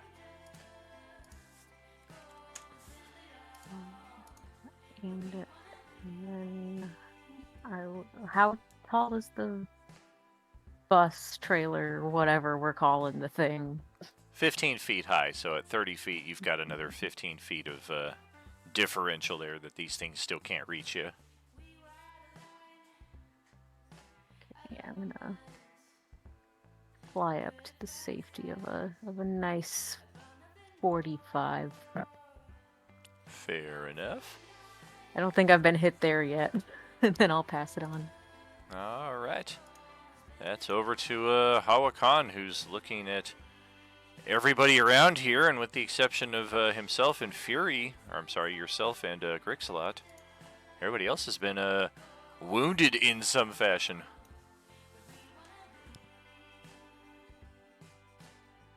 Indeed. I'm glad I haven't been, because I will die easily. I will...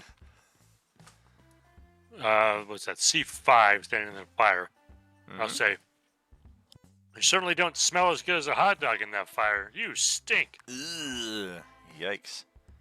Yeah, that's grody. A wisdom shave. A 5. All right. Well, we'll also take a little bit of nosebleed damage in addition to the foot burning. And more importantly, it gives a disadvantage on his next attack. Oh. I wonder... Diseased and disguised. There's no disadvantage. So I guess let's put a blind indication on there. That'd be the same mechanical effect. All right. Anything else? No, I'm good. That is bringing it to Fury's turn.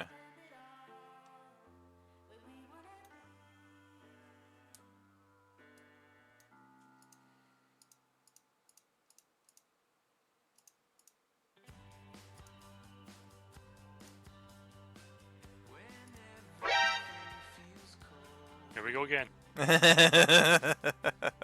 Hey, I'm actually moving though. Let's go after C5. All right. Too bad there's no tractor beam effect on this thing like there is with the force push. You can like drag it off the side of this thing. Oh, 2 for 2 this time. Nice. We're nowhere really to push it though. We can't forcibly enter another character's space in that fashion because 5 feet is not enough to do so. Alright, that should be it then. Alright, it's a little uncomfortable up there though as it gets shoved partially into both of our spaces and then resets itself back into the bonfire as Jean will pop up from behind the car and try to do a little performance. Not quite there. That brings it back to Grixalot.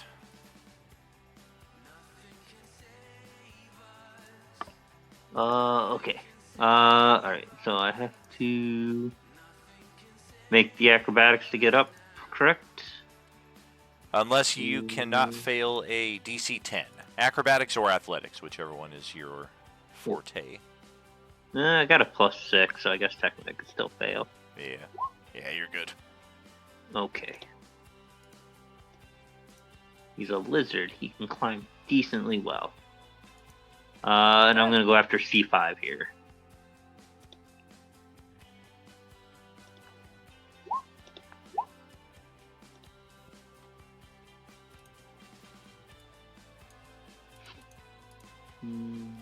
Yeesh. Yeah, the first one looks good. That second one... we got that flank, though, thankfully, with Adolin standing there. 24 damage. Okay, yeah, we're looking at a potential destroyed zombie here. Con save, second attack, 14. We got a natural 1. So, yeah, this one gets burned, gets insulted, and then gets cleaved in half. Salud. And that'll be the end of my turn.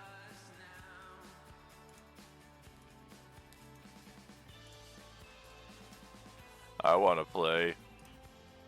You guys, let me play. That's all I got. Adolin, your turn.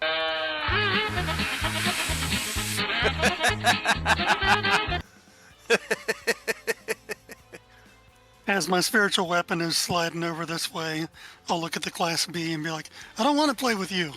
Then I'll swing the spiritual weapon.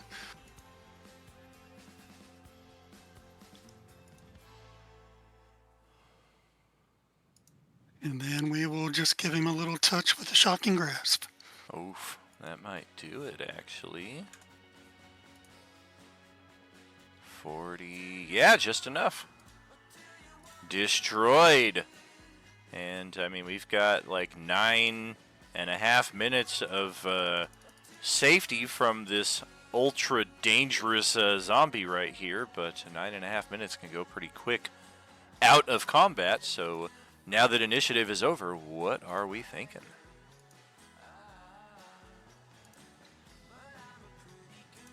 I can only hold that thing for so long, guys, so let's just get out of here if you're amicable. Sure thing. Let's vamoose. Yeah, because nothing can go inside of it, so we can't just like throw the bonfire underneath it, right? Nope, I can't cast a spell through that thing. I'm pretty sure. Okay. It's too bad we don't have the option to like kind of do like one of these. Just like slowly crush it to death inside of the impenetrable wall. The other option would have been like a wall of fire, ring of fire around it, and then the very next move is a wall of force around the ring of fire. Oh, jeez. Yeah. Yeah, leaving is amicable to Grix. Well then, yeah, if you think we should leave, then let's get out of here so it can't track us. I agree. Let's go, you guys. I'm going to use Pass Without a Trace from my staff, so it'll make it very difficult, if not impossible, for it to find. Post it up. I are posting it up. 1 hour concentration. Amazing bonus to stealth checks. No tracking except by magical means. No tracks or other traces of its passage. Could be very handy. No rolls necessary otherwise. We're good to proceed off this map. Nobody wants to explore any of the buildings for the next 10 minutes? I don't think I want to be here in 10 minutes. Not unless there's a super cool rock. I mean, there's rocks all over the street here. We could spend like at least 8 minutes looking through all this stuff. What about magical items, you know? Then it would be worth it. Yeah. No, it's not, because that thing will rip all of us apart. Guys, maybe we should try being friends with it. Maybe it just needs to be heard. Maybe it's feeling like it's unheard or something. I'm pretty sure the only it's feeling is undead. All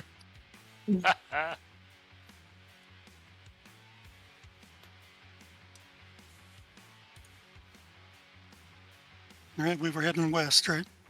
Heading west indeed. Feel free to proceed to the exterior of the map. Shouldn't take you all more than a minute or so after finishing up, casting Pass Without Trace, discussing our options, and then deciding that, yeah, we need to get the F out of here because this thing's going to be after us in a few minutes.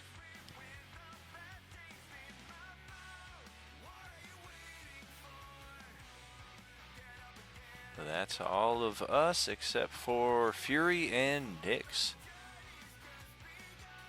Once you all get your tokens over here, I will just copy them over to the next area. We are going to have at least 3 to 5 minutes, which is the sweet spot. 3 to 5 minutes uninterrupted, so that will get all of our characters back up to full health. We've all got regeneration thanks to our streamiversary bonus there, so go ahead and make use of that as you see fit. Get yourself back up to full, and then once we're back here, let me copy your tokens before I leave the map too. going to step back to here for a minute.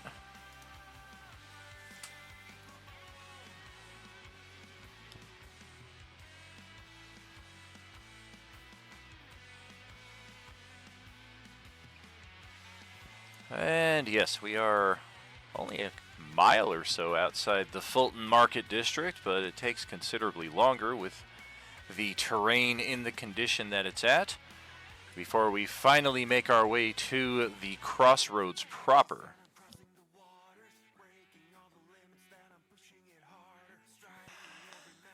And this is the last known location for Hawakan that he remembers his companions last being alive. This is where we all got separated night before last.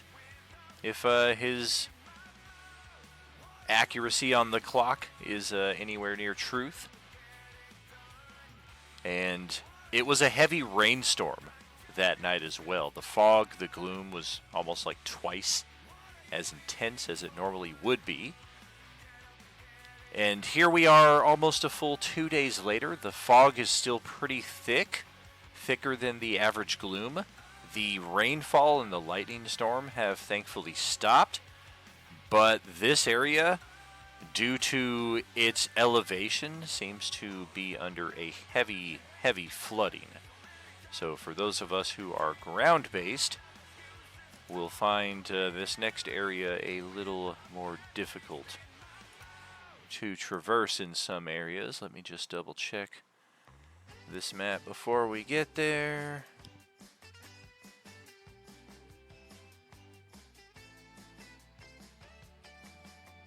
And yes, this one is significantly different than our flooded shrine, the sunken shrine that Wednesday crew went through last week.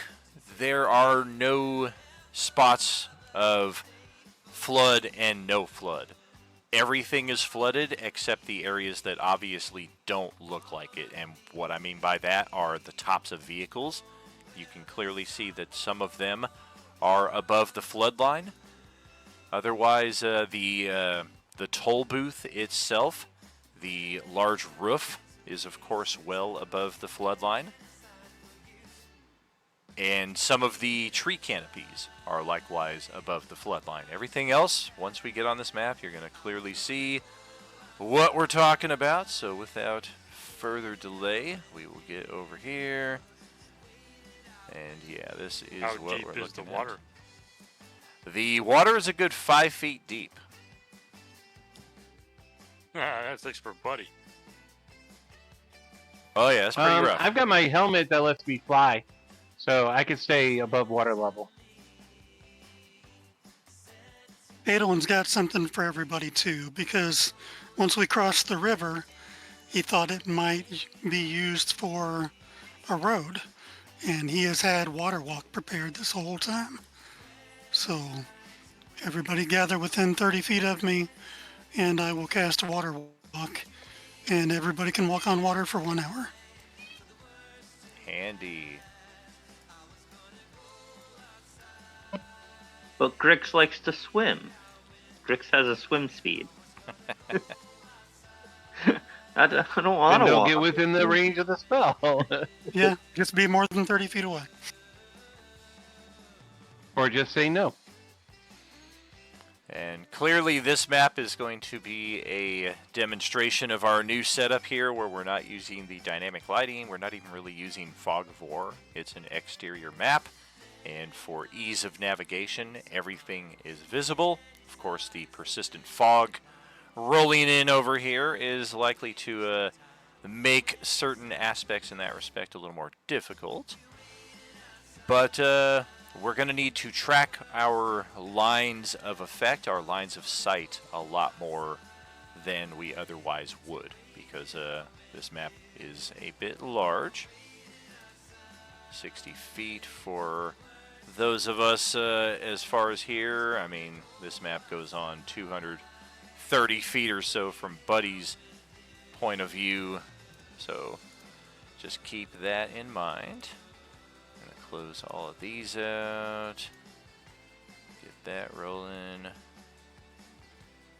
My spirit of flame spirit only lasts for about an hour, so I'm figuring it's about done by now. It has been about 45, 50 minutes. So we still have to pass without trace up. Yeah. Yes. Well, I could do that as many times as I want with the staff. It doesn't use a charge for the pass without a trace.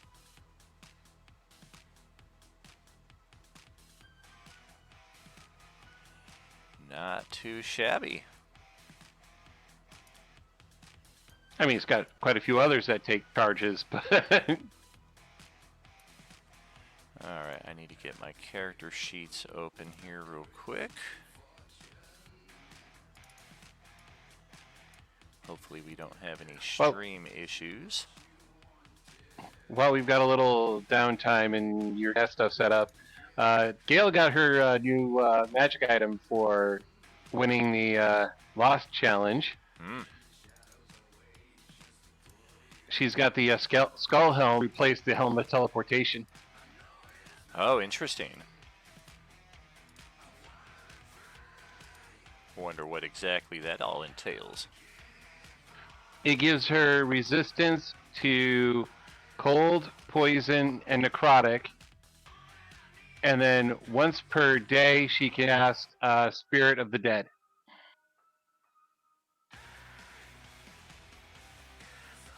Pretty cool. Yep, she would just need a spirit token at that point to represent the spirit itself that comes from the helmet. Gotcha. Definitely will have to set that up then. Let's check here. I'm having some interaction difficulties, and computer is running at a pretty intense percentage here, so I want to see what I can do to mitigate that. I'm trying to keep an eye on the performance now to see if I can figure out what's causing these issues, because it's getting ridiculous. Seriously though, why can I not? Oh, is that okay? Why did I? Alright, we're gonna adjust some things here real quick, because I set up like 20 different animated effects here instead of just stretching one of them across the screen. It might have looked better this way, but if it's gonna free up some juice here for the computer, then we'll have to make that accommodation. Maybe it has something to do with not showing that Class B zombie enough. Yes. Alright, so we'll do that. Bring that over the whole map here. Yeah, that looks fine. I don't see why I didn't just do that to begin with. And let's check our computer usage here. It's still running between 85 and 100%. So take two is going to be to pause the fog, because the animation may be problematic. Yep, that's exactly it. The animation was causing a huge issue. We're back to 60% now. So it was fun while it lasted. It looked nice, and we do still have it. It's just not animated. Yeah, I'm going to need to upgrade to Windows 11 and do some upgrades to this computer in the coming months. Until then, be a little touch and go. Pass without trace. You get bonuses on dexterity checks. Okay. Can't be tracked, of course. I gotta check my stuff here.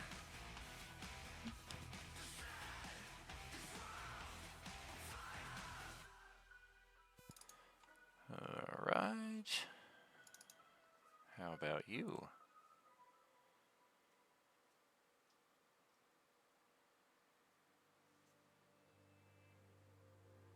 In other news, I'm in my 430th time playing Act 1 of BG3. Oh my gosh. Patch 8 came out, so they have the new subclasses in there. Oh geez. Yeah, I have not touched that game since 2023. Played the heck out of it for a good number of sessions there, but lost track of it in the deluge of all the other games that we got. Want to make sure none of these guys are invisible or have any special sensory abilities. I think we're good on that.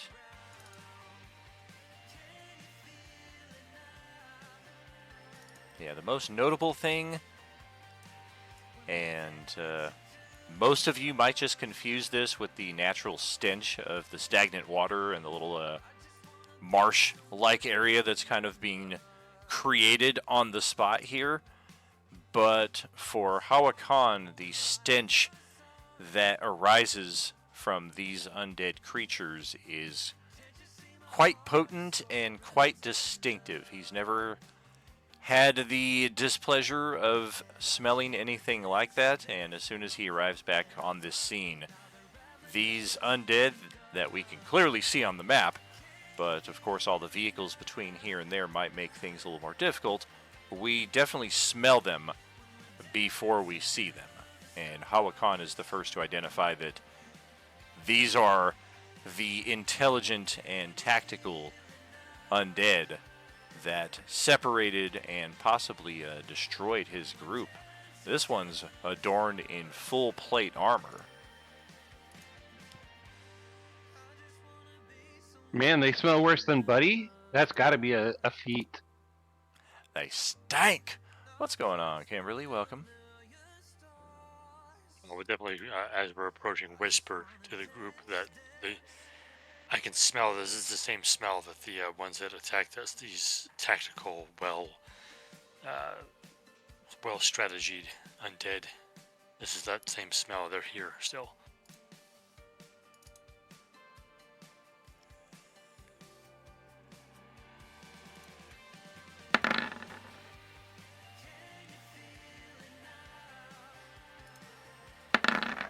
Okay, guys, be very, very quiet.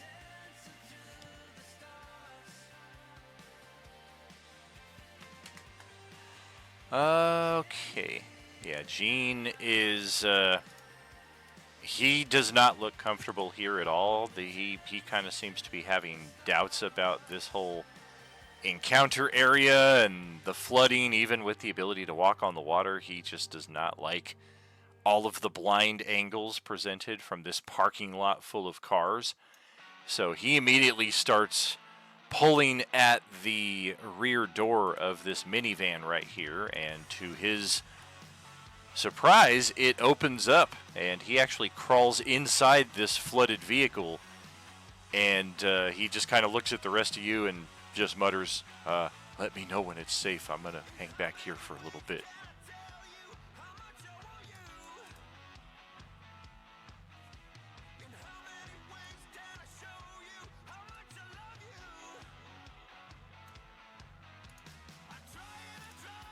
Well, okay then. No! Sure thing.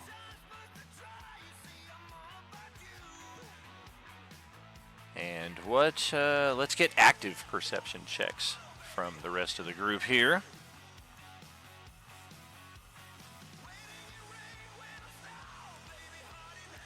Whew, 29. Natural 1, 4, 6. Damn, with a plus 9. 34. Man. We got 2 extremely high ones, handful of average ones, and then some really low ones. All right.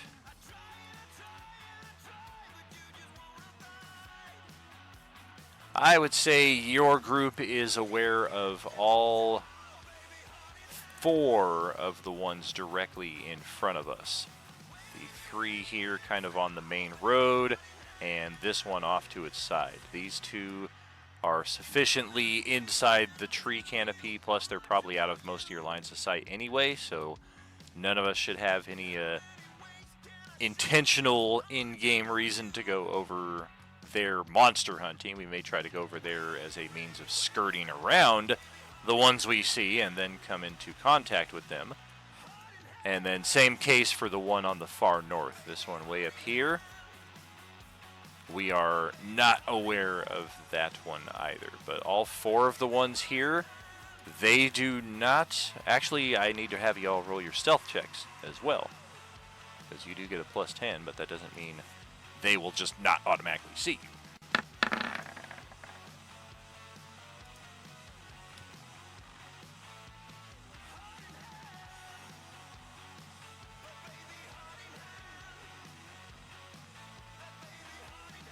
Did our rogue roll a natural 1 on stealth?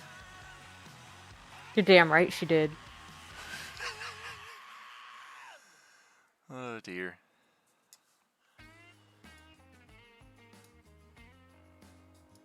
So that means what, 35 for stealth? +10, yeah. Of course, this is a group check, so one of you can do very good and one of you can do very bad and spoil it for everybody, but we'll check over that.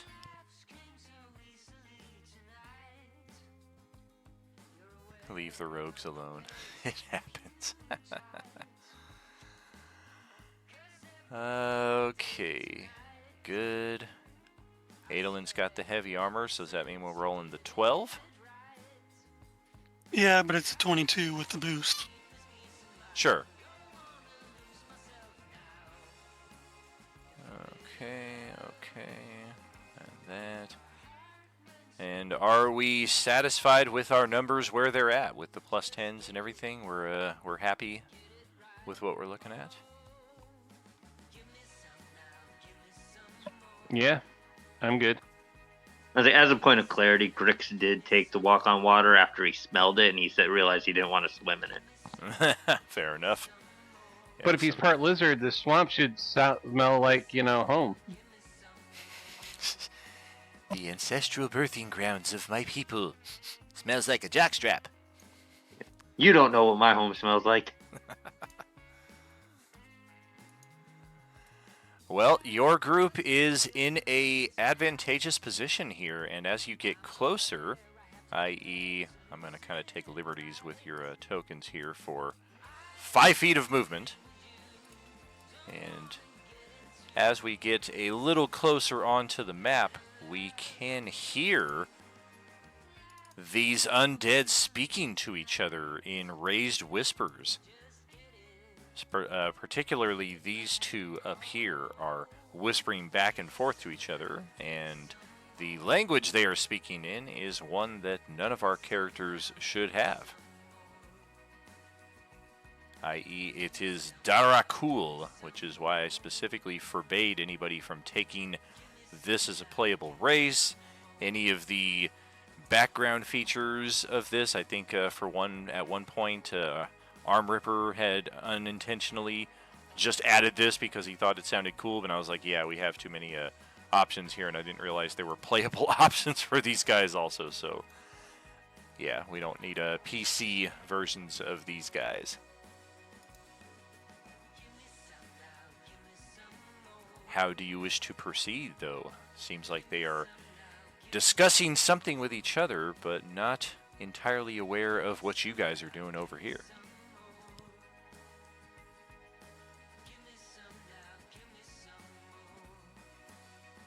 All right, do you think we should go straight across this place, or do you think we should try to skirt the edges? I'm going to try and quietly cast that so that I can understand what they're saying. Very cool, very cool. They seem to be coordinating and saying that we need a larger spread. Master demands that we find the living and transform them to our number. This one here does not seem as capable of speech. It's kind of speaking more in low intelligence responses. Doing best. You spread. Claimed center already.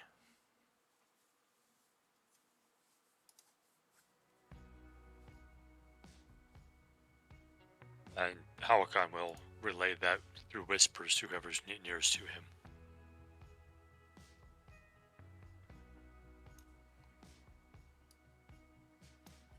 I'm gonna whisper back. Okay. Interesting. Okay. And we've got a full-ish round right here. I think actually just to get things in a somewhat organized fashion. We should have all of you roll initiative right now. You have the surprise on your side here for the time being, so let's take your collective in an order. And Hologun would also whisper, if we have a way to kind of distract them and maybe draw them into a central location where we could hit them with, I don't know what kind of magic you've got, but hit them with something while they're all joined up. I mean, I have spike growth. That would be a nice one.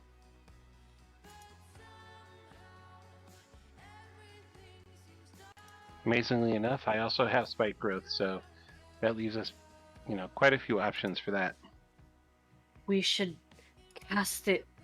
Both of us. Both of us should cast it. And just go from there. That sounds so fun. Like, so much fun. I think what we should do, though, is that one person would end up casting it and then saving another casting for deeper into this. We don't want to use up all of our resources on the same. Also, I think I noticed you shooting arrows at 2 different targets. If you keep shooting at the same target to eliminate them, that way we don't end up with, if there's 3 of them and all of them are low on health, all 3 of them are still attacking. But if you drop one of them, we only have 2 attacking. So it's probably more beneficial to just keep shooting the same one over and over again until you drop it. You, sir, are special. Do we have a way to draw them to a certain location or not?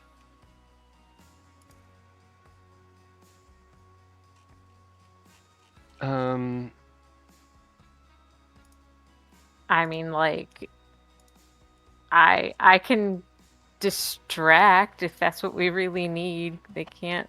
Well, I'm assuming that they cannot, or will have extreme difficulty touching me, so I can just kind of fly wherever and however high I want.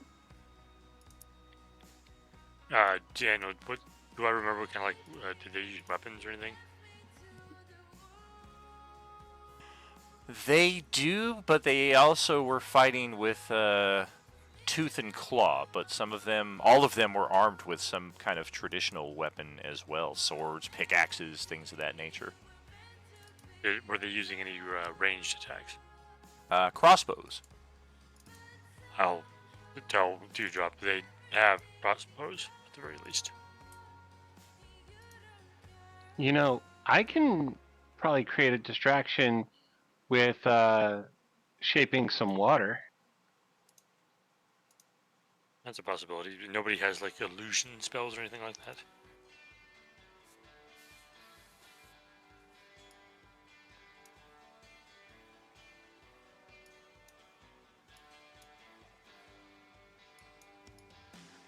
I could create the scent of fresh cut grass. Hologun just kind of sighs to himself. I don't know what you're all capable of, but that was just my idea. I am here at your grace, so whatever you want to do, I will follow.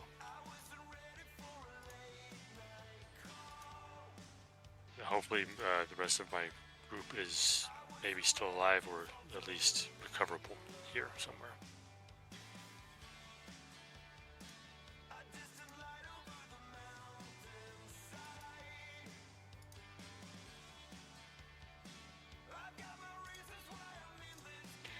Yeah, I'm not an illusionist. I work with nature and such, but I can create an animated body of water that might be able to get them, make splashing noises to get them to go to a certain spot.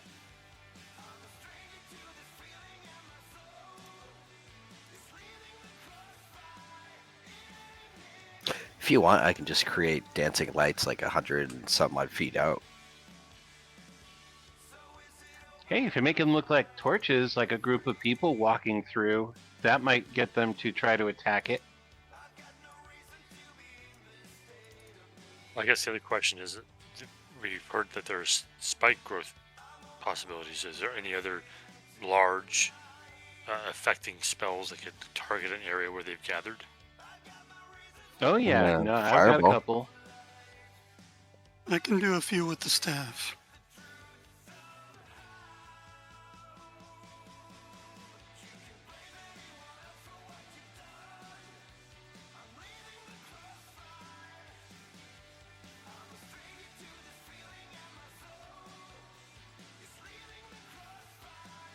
I remember now why I did what I did with the fog layer here. And I had them set as like 20 different animated effects is because I had them on the foreground layer. And I wanted to make use of that new bit, so your group, you'd physically have to move your token from one set of fog to the next set of fog before you could see what was in there. Like, that was the intention here, is that the fog is so thick that it's reducing your lines of sight by half. So without benefit of the foreground layer, we're going to have to be more manual in that respect, and that our lines of sight here are effectively 30 instead of 60. But it looks like even once we loaded into the page here that the foreground wasn't working the way it should, because I think we could all see every monster on the scope of the map, which the foreground layering was supposed to cover all of them and just give you a little narrow spot that you could see right here. Yeah, I could see all the monsters, and I didn't even have an animated effect on my screen. I saw it on the stream, but I didn't see it on my screen. It might have just been too much, because the foreground is also still in beta mode too. So I mean, that's always got its own little bag of worms. But sorry to interrupt. I just wanted to address the 30-foot line of sight, while also this is why it was set up the way it was. Okay. Do you guys want me to create the light and just have it move out? Well, it may also help us see through this fog, too, so that would be a plus.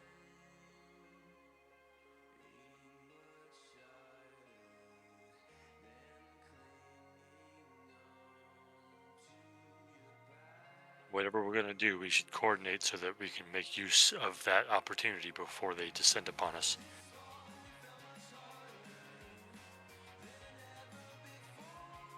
What Adolin will do for this surprise round, since I'm on first initiative, is put my Twilight Sanctuary up and let everybody get some temp HP.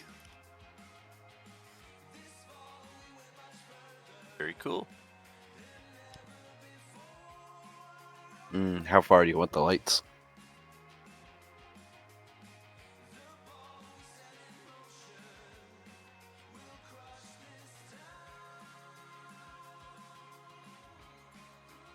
Guess that all depends on where we want to draw the enemy to.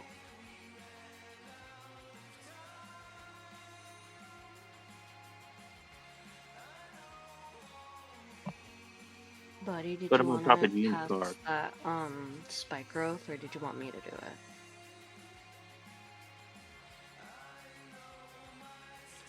We'll let you do yours first. Okay.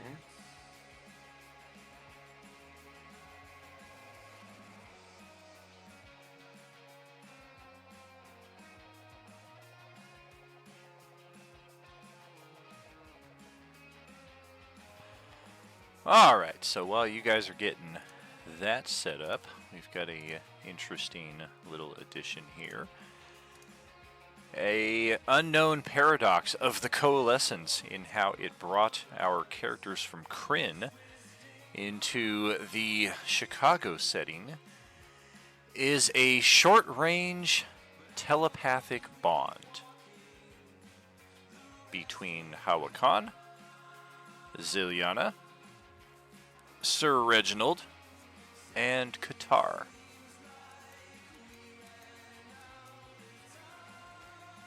Our characters, once Hawakan has entered the vicinity, are quite aware of his presence nearby.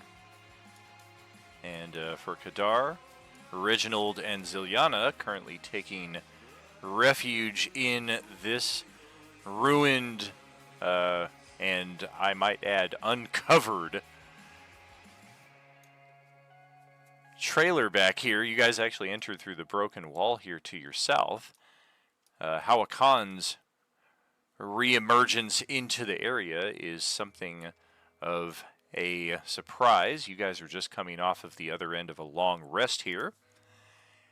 Check the Kryn subfolder in your journal for access to your character sheets, which have been imported over from the Shadow of the Dragon Queen setting.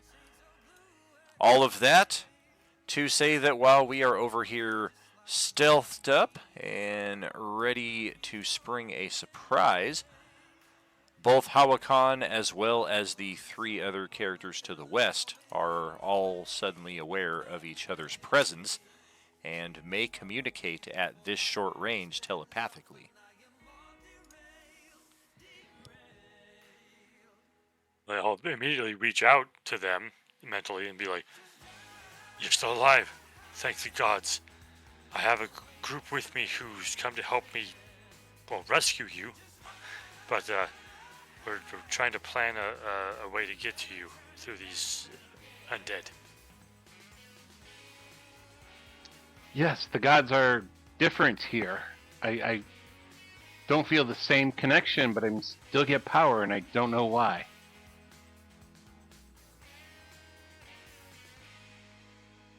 Are you trapped? Are you hurt? We're safe for now. We are inside a structure, but we do hear some movement around. I'm just so glad that you're safe. Likewise. Is it any better anywhere else? I did find a stronghold, a community, where I found these people, and they are from another community, so there are areas where they have been able to fight them off, but yeah, this is a very bad area we're in right now.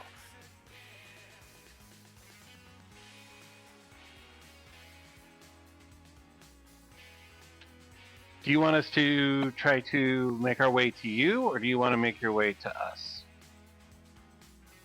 We're going to try and make a distraction to draw away these undead into an area where we can focus fire on them.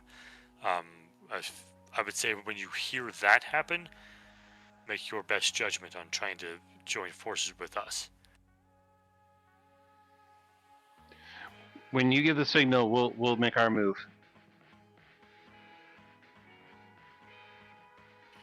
Adar was communing and rolled his important rolls. Yuck. Oh, those are great because you can put those That's in other correct. people. Yeah, but that's yuck for me. You're welcome. I don't like it. Do it again. 10 and 11. These important rolls have the pass without trace additions. What the hell? Yeah, there's Yeah, I plus 10 to can't everything. redo that till I take a long rest. Sorry. That's okay. You can redeem your Beskar redemption for the long rest for Kadar here. No, thank you. Do it. So I'll whisper to these people with me. I have a mental link to my three companions. They are nearby. They are currently safe and will wait for our signal to emerge and join the fight. To the east of the other three characters, is that a wall to the east, or is that just like a low railing? That is the toll booth. There are, we can imagine, the usual toll booth narrow passages. You can kind of see the separations between the different booths. People have obviously made this place a home at some point and made some like homemade barricades that we can see kind of running north to south along the western expanse. The roof is a good 30 feet up. So these guys standing up on top of the roof have a pretty wide field of view of what's going on, but unfortunately neither of our groups of characters here are really aware that they're up there. But there's plenty of unmapped toll booth space underneath this rooftop right here that, I guess we all know what a toll booth looks like. There's not really a whole lot of need to map it. But that is what's under here. It is otherwise a clear shot from side to side, with the exception of a few more clogged vehicles and the flooding, of course.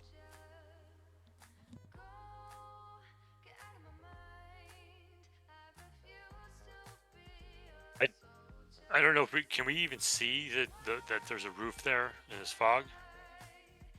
Very, very faintly through the fog. You're aware that there's a structure up ahead, and Hawakan has already been here, so he kind of is a little more attuned to its presence than the others. Right. I will say to my group, there is a tall roofed structure up ahead, probably a good 30 feet in the high. If someone can get me to that roof, I'll have a better vantage point, and I do have some magic that I could utilize from up on high.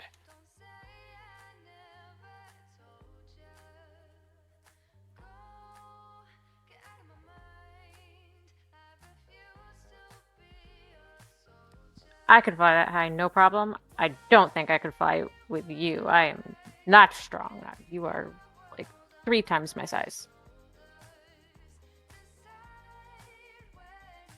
He just smiles and nods. Same with me. I mean, I'm not that strong, but, you know. Maybe if we each grab an arm, maybe we could lift him?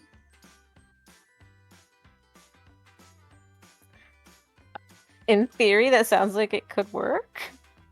Seriously? I could probably help with that. I was like, we're not going to summon the merchant here and just like spring a few hundred gold for this character to have a magic item that everybody else has. Hey, if we can drop him in here, drop him in. All right, I summon the merchant. Hold on. I'm stealthing right now. Might want to back up off the map here for a few minutes. These creatures are still unaware of our presence, so we can certainly kind of take a few-minute journey back. I don't know if you guys saw my dice rolls above, and I forgot to connect the dots between point A and point B here, but our characters are reasonably assured that we have ditched that Class B abomination in the dust, and that it's not 5 minutes behind us, and we need to hurry up and get through this area just in case anybody was thinking that, or if that does occur to anybody. None of our characters are in that headspace. Yeah, well, we're not in that headspace because of the pass without a trace. We're figuring that it wouldn't be able to follow us anyways. Unfortunately, we could be wrong, but I mean, for the most part, I'm pretty confident. Exactly. I mean, the pass without a trace is a big reason why your characters have that assurance. But just adding on to that with my side of the narrative, so you guys aren't just like, "Whoa, where the hell did this come from? Why? How?" True. I summoned the merchant to our location. All right. Oh shit, that's Vecna. Oh shit, wrong guy. 1 second. I asked Vecna if they can go through and take care of these things for us. No problem, buddy. It would be a pleasure. Oh, cool. Where the heck is it? There you are. There we go. Game over. Have a nice day. Yeah, right. Everybody goes up to level 20. Call it a day. Coalescence over. Next little scene is written out where Vecna summons his minions to him. You know, I met those guys. They're actually pretty cool people. Let's call this whole galactic invasion off. So here is our Yuuzhan Vong merchant. Ah, it is quite wet out here. Just like home, I like it. What can I do for you? We need to purchase an item of magic for this gentleman here to be able to fly. So, do you have any a broom of flying? Of course, of course. You have my inventory. You know my prices. I am always open for business at your convenience. Yeah, Hologun just looked gobsmacked at this.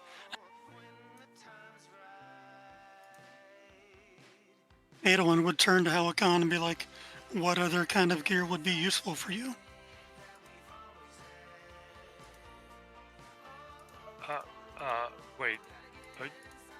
just buy items of power from people that appear out of nowhere? Within a certain limit of power, yes. And a certain limit of money. I mean, Well, I don't really use a lot of money, so it's... I don't really have any money to buy these with.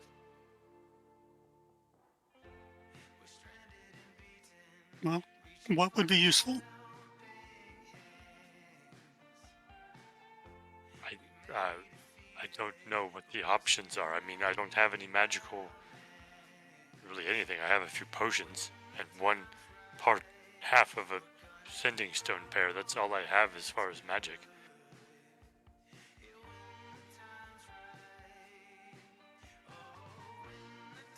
Well, I'll buy the Broom of Flying for $375.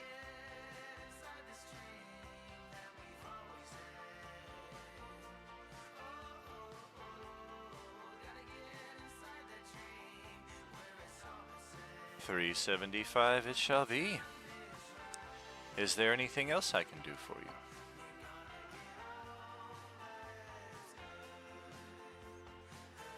And what weapon are you proficient with? I can use all of them. Why do you ask? Oh, you're talking to him. Oh, yeah, I'm talking to him. Apologies. I've looked down at the dagger, the hand axe, and the short bow that I have on me. These are my preferred weapons.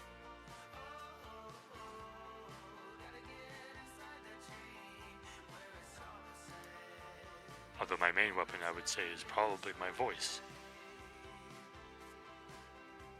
I don't think we can buy one of those.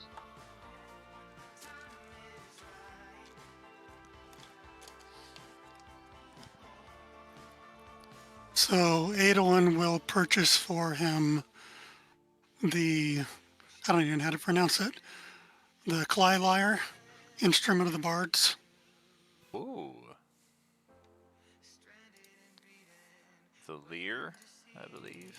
Yes, the lyre. Oh yeah, the CLI, Clee. Yeah, I'm not familiar with the pronunciation of that either. Yeah, me neither. Rare item. It is typical instrument of the bards stuff. A rare item also contains fly, invisibility, levitate, protection from evil and good, stone shape, wall of fire, and wind wall. Gonna need a little while to attune to that, but upon Vorna Nor laying out the description, Powakon probably needs to roll a saving throw versus stun and spend a round picking his jaw up off the floor, because this kind of thing just doesn't exist where he's from. Well, unless he's a bard, he wouldn't be able to attune to it. He is a bard. Well, there you go. He was giving out bardic inspiration, so I assumed. Oh yeah, Hawakon was the bard of our Kryn party. Yes, but our guys here don't know that. And even with the bardic inspiration, we had no idea what the effects were and everything, so. Sure. Well, then you wouldn't need the Broom of Flying if you have fly in that item. Well, we can't attune yet. Very true. Yeah, it's going to take an hour to attune, whereas the broom, he can just snatch it out and levitate himself right up to the top of that bridge. Adolin also has 2 more of the 2 bead necklaces of fireballs from all the way back in December, and he'll hand both of those over. To Jean? To Alcon. Oh, gotcha.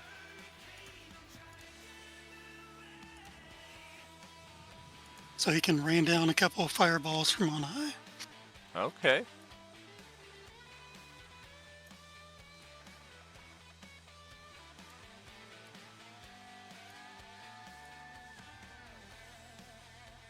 For our... Oh, okay, thank you. Oh my god. For our characters over here in the ruined trailer to the west, you are becoming increasingly aware of the presence of these monsters around you. You can hear them chatting and coordinating, and particularly the voice of this one, who, if Hawakan was close enough to hear it, this is the one that scared you guys the most. Yeah, this one was particularly ferocious, and unfortunately, one of your companions is no longer here with us. We had been without their company for some time, but the Kender, Esther, returned to us just in time to be coalesced to this realm. And when we were beset by these undead, these intelligent, tactical undead, this one in particular is the one leading the charge, and it's got a very distinctive voice that I have not put anything together for it, so it'll likely just be a on-the-spot kind of thing. But yes, our three characters down here, once they hear that voice kind of mutedly passing through the gloom in their direction, they can't help but shiver just a little bit. I want them found. We are currently being hunted.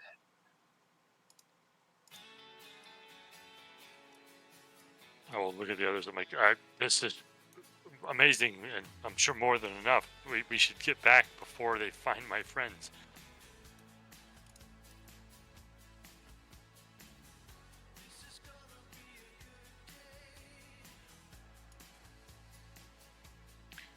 Of course. Well, 35. I'm gonna. No, I think I'm pretty good. All right, I'm set.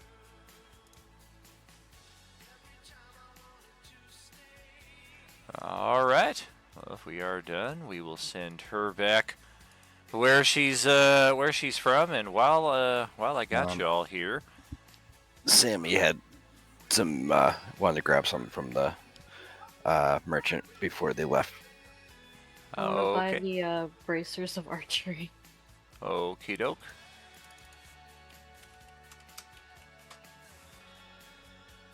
And that's it. I'm now down to 13 gold pieces. Oh dear.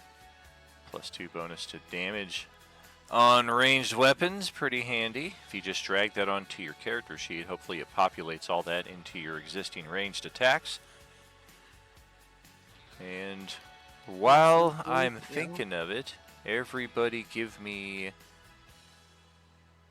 go ahead and roll an insight check, but I'm not actually asking for an insight check. I just want to see what your numbers look like.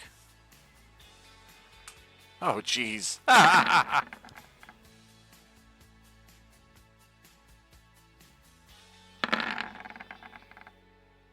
It's probably a good thing you aren't actually asking for an insight check.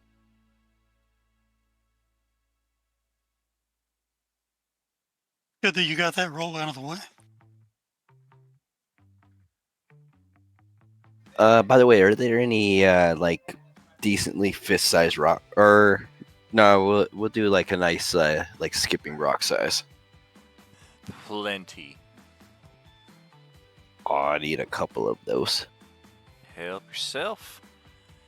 Well, Adelin's got a very, very good passive insight, and this is the first time that our merchant has set anything off in his suspicions. And even with such a high passive insight, it could be nothing. It could be the situation that we're getting ourselves into, but he tends to be pretty confident in his gut.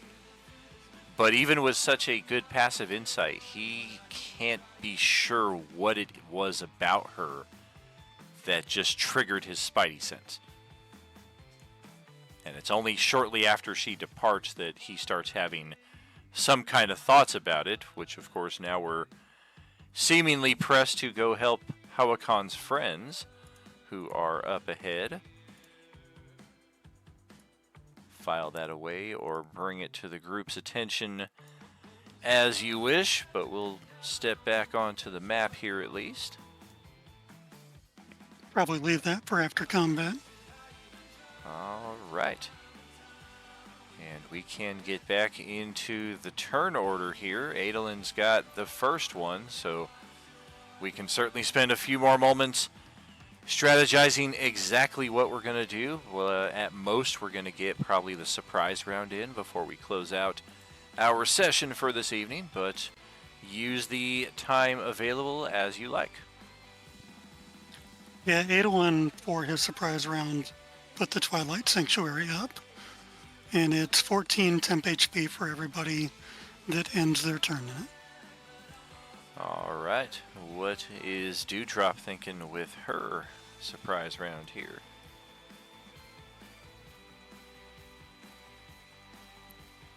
Well, No, I don't have half speed because I am flying in the air and the water does not affect me. Ha ha ha. Correct.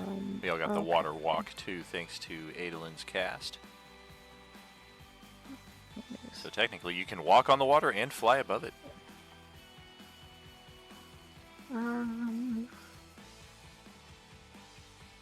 Okay, so I am going to have to use my full movement, obviously. I'm gonna go stab something.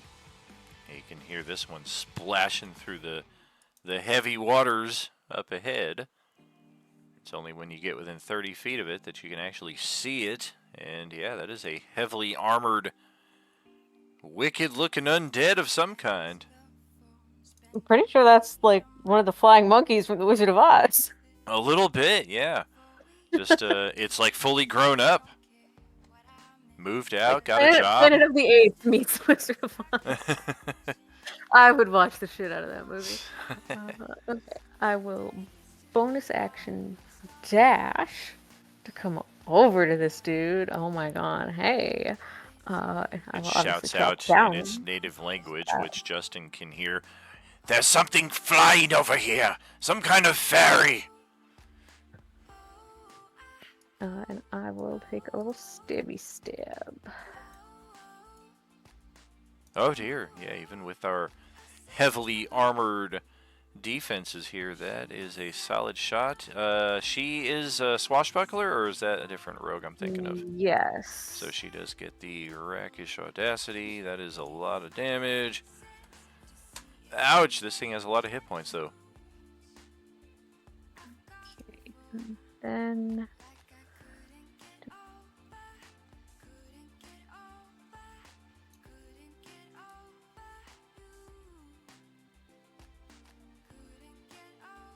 okay, and then I don't think I really have anything else that I can do with her besides fly back up to, I think I can get to 20 feet since I had to drop down to 5 to stab. Was I dropping down to 5 to stab? Yes. Or is he like on a car or like what? Yeah, he's between these two this row of vehicles here. Okay, alright. And then, so yeah, I will put my little wing dude guy Magoo onto 20, and I will let Hawakon try to fuck some shit up. No, Magoo is only for Wednesdays. Let's see here. Bam. Well, that's unfortunate. Alright, let's start that off. I got your message there in the private chat. I'm kind of tinkering on that in the background here. Thanks for bringing that up. Hawakon, over to your turn. Alright, so Hawakon doesn't really understand like the gloom and all that stuff and how that works. All I know is it seems foggy to me. So, not knowing whether or not these undead can see through that fog, it seems like it's affecting everybody equally. So I'm going to use that with the Pass Without Trace and this Broom of Flying to kind of fly up stealthily into the fog and start moving forward, you know, scanning for more threats and to see if I can see if there's anything going on top of that roof, which is my intended destination. So I guess the speed of a broom is 50, so I'll fly, kind of angle up to about 35 feet up and just kind of slowly go towards that roof under stealth. Very cool.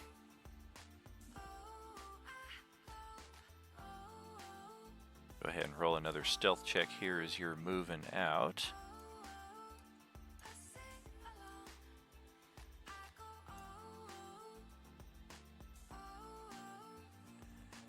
Very nice. Yeah, you float right above this one that seems to only notice Dewdrop.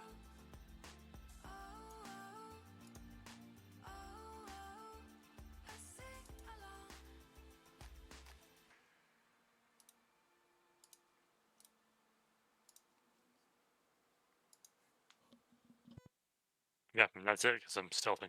Oh. Excellent. All right, Grix, your turn. I think this might be the first session that Dom has played in 2 years plus with us where he's not taken a single point of damage. Right? You just jinxed me, though, I think. He's going to stub his toe on one of these rusty cars here. Take some tetanus damage. Yeah, I'm gonna step on this car right here that has the sunroof, but didn't realize that it's open. Oh, just shattered him. Let's get stuck in the. Ah, crap! It's wedged. It's wedged. All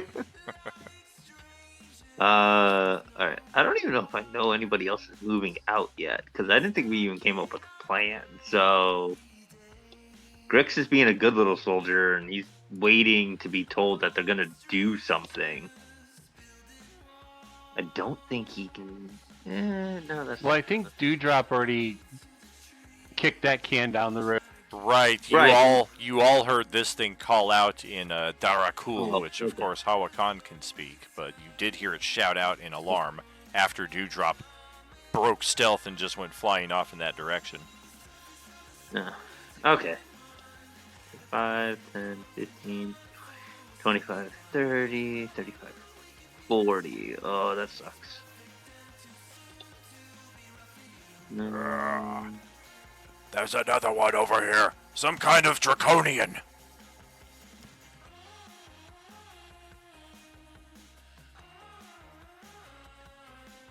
No, I don't want to.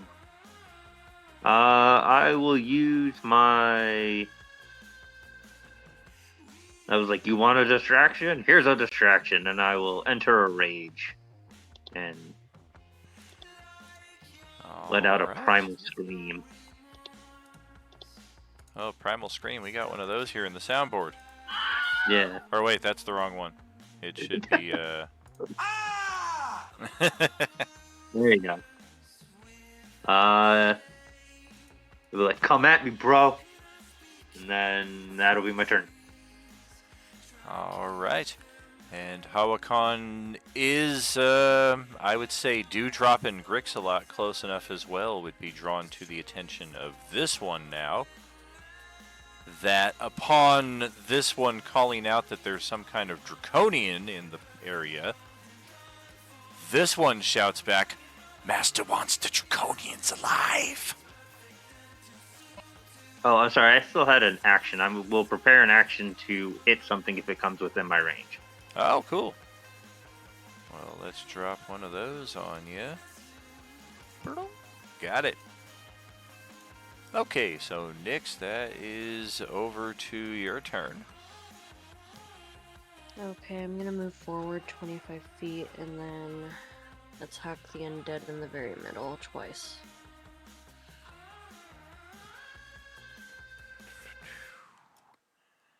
All right. If you stand on top of one of those vehicles, you'll have a better line of sight. It is kind of obscured by this van between the two of you.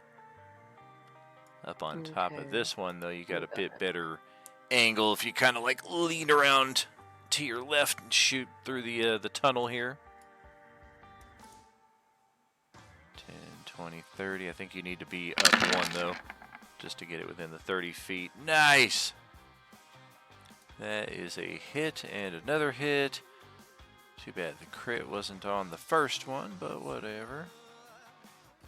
Take that, we'll take that. That's 2, 16, 18, 23, 30. Woohoo, nice. All right. Yeah, this one's getting shredded before it even takes its first turn. I'll end my turn right there. Just lets out a loud ululating war cry that is particularly guttural with the undead. And there are other calls back from all areas around you. And the ones you were not aware of, you're aware now. That's right. That's right. That's the sound effect. You are drawn to their presence as well, as you are now aware of just how surrounded this opening area is. Oops, double click there. Buddy, your turn. Alright, bonus action, summoning my spirit. Moving up 25 feet-ish. Yeah, I wasted my natural 20 on Gene's initiative.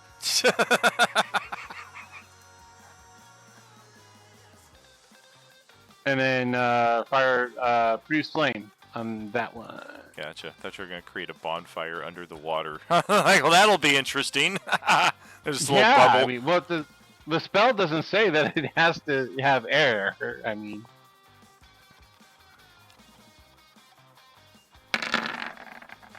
These people, yeah. Damn it, Cohagen, you got what you want. Okay, we'll take it.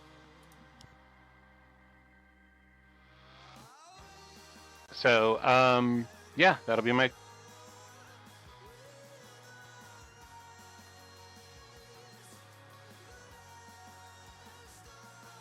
I think that's our surprise round then, so now I need to get our turn orders in place for the monsters, and that will set us up for next time around. Are you skipping Fury?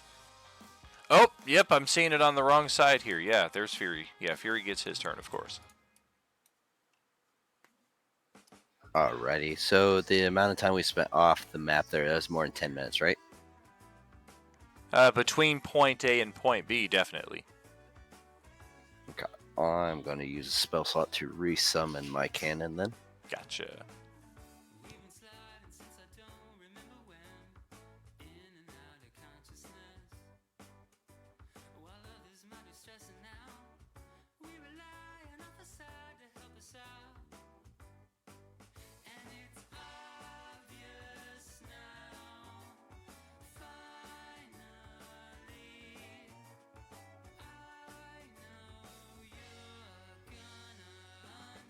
Just gotta make sure if that's an action or bonus action to summon that.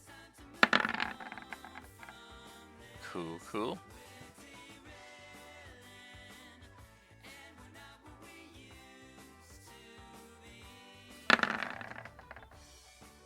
That is an action, so...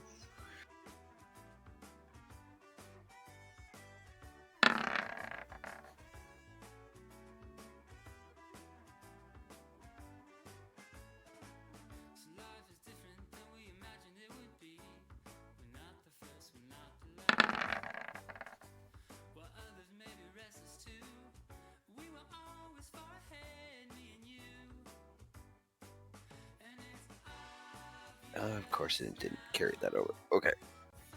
There we go. We're going to move up to that vehicle. And we'll just try shooting him with the cannon. Alright. Direct line of sight, but also a direct in position. So we'll take a little cover bonus. That doesn't really matter at all, because, yeah, we'll get hit. Ouch!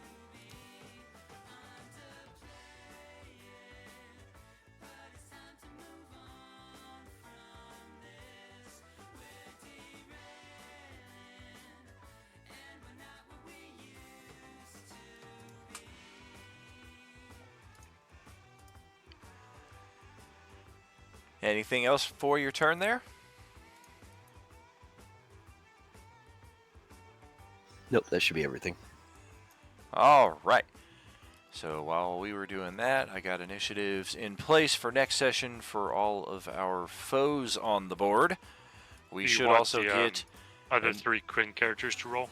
Exactly. Yeah, that's where I was going with that. We should also get initiative values for the 3 of you so that we have those set for our trackable turn order. Welcome back to a short little guest opportunity to play these characters in a different setting, see where we go from there.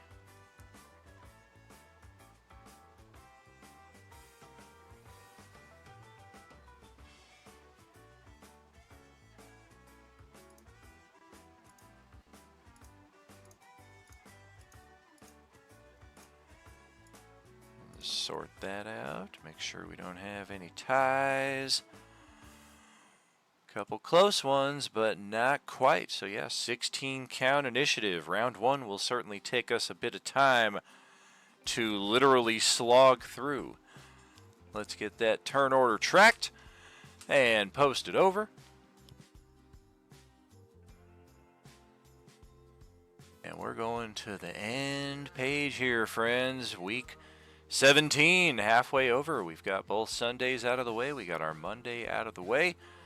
Tuesday, Wednesday, and Thursday with the other half of Cringe Chicago continuing tomorrow night before we move back to Cyberpunk Waterdeep on Wednesday and Thursday. All tables full steam ahead, full participation, full tables, no seats available. Took us a couple years to get here. For those of you who've been here for this entire journey, you've likely played with a lot of different friends over the years before we finally got our tables as set as we have them now. But we are grateful for each of you being here for part of this adventure that we call the Coalescence. Much love all, friends. Thank you again for that record-breaking, super, super cool hype train that we had yesterday.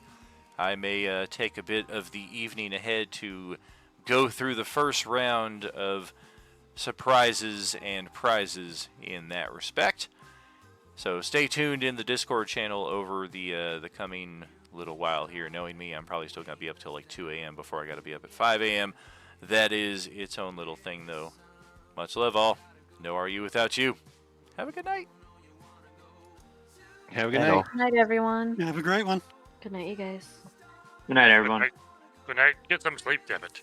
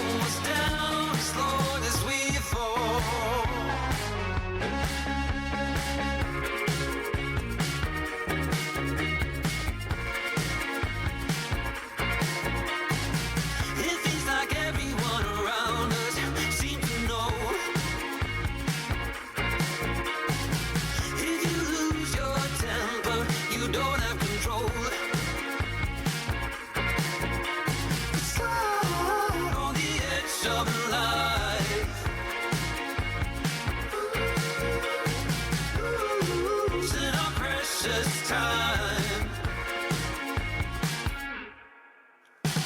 Wake up, this restless soul. Nothing's gonna slow us down as long as we fall. We're rushing against the wall. Nothing's gonna slow us down as long as we fall. From time to time to time, we were okay. Now it's breaking up real bad in a mad way. Wake up, this restless soul. Nothing's gonna slow us down as long as we fall. We're rushing against the wall. Nothing's gonna slow us down as long as we fall. Nothing's gonna slow us down as long as we fall. Side on the edge of life, losing our precious time. We slide, slide, slide on the edge of time. Losing our precious time.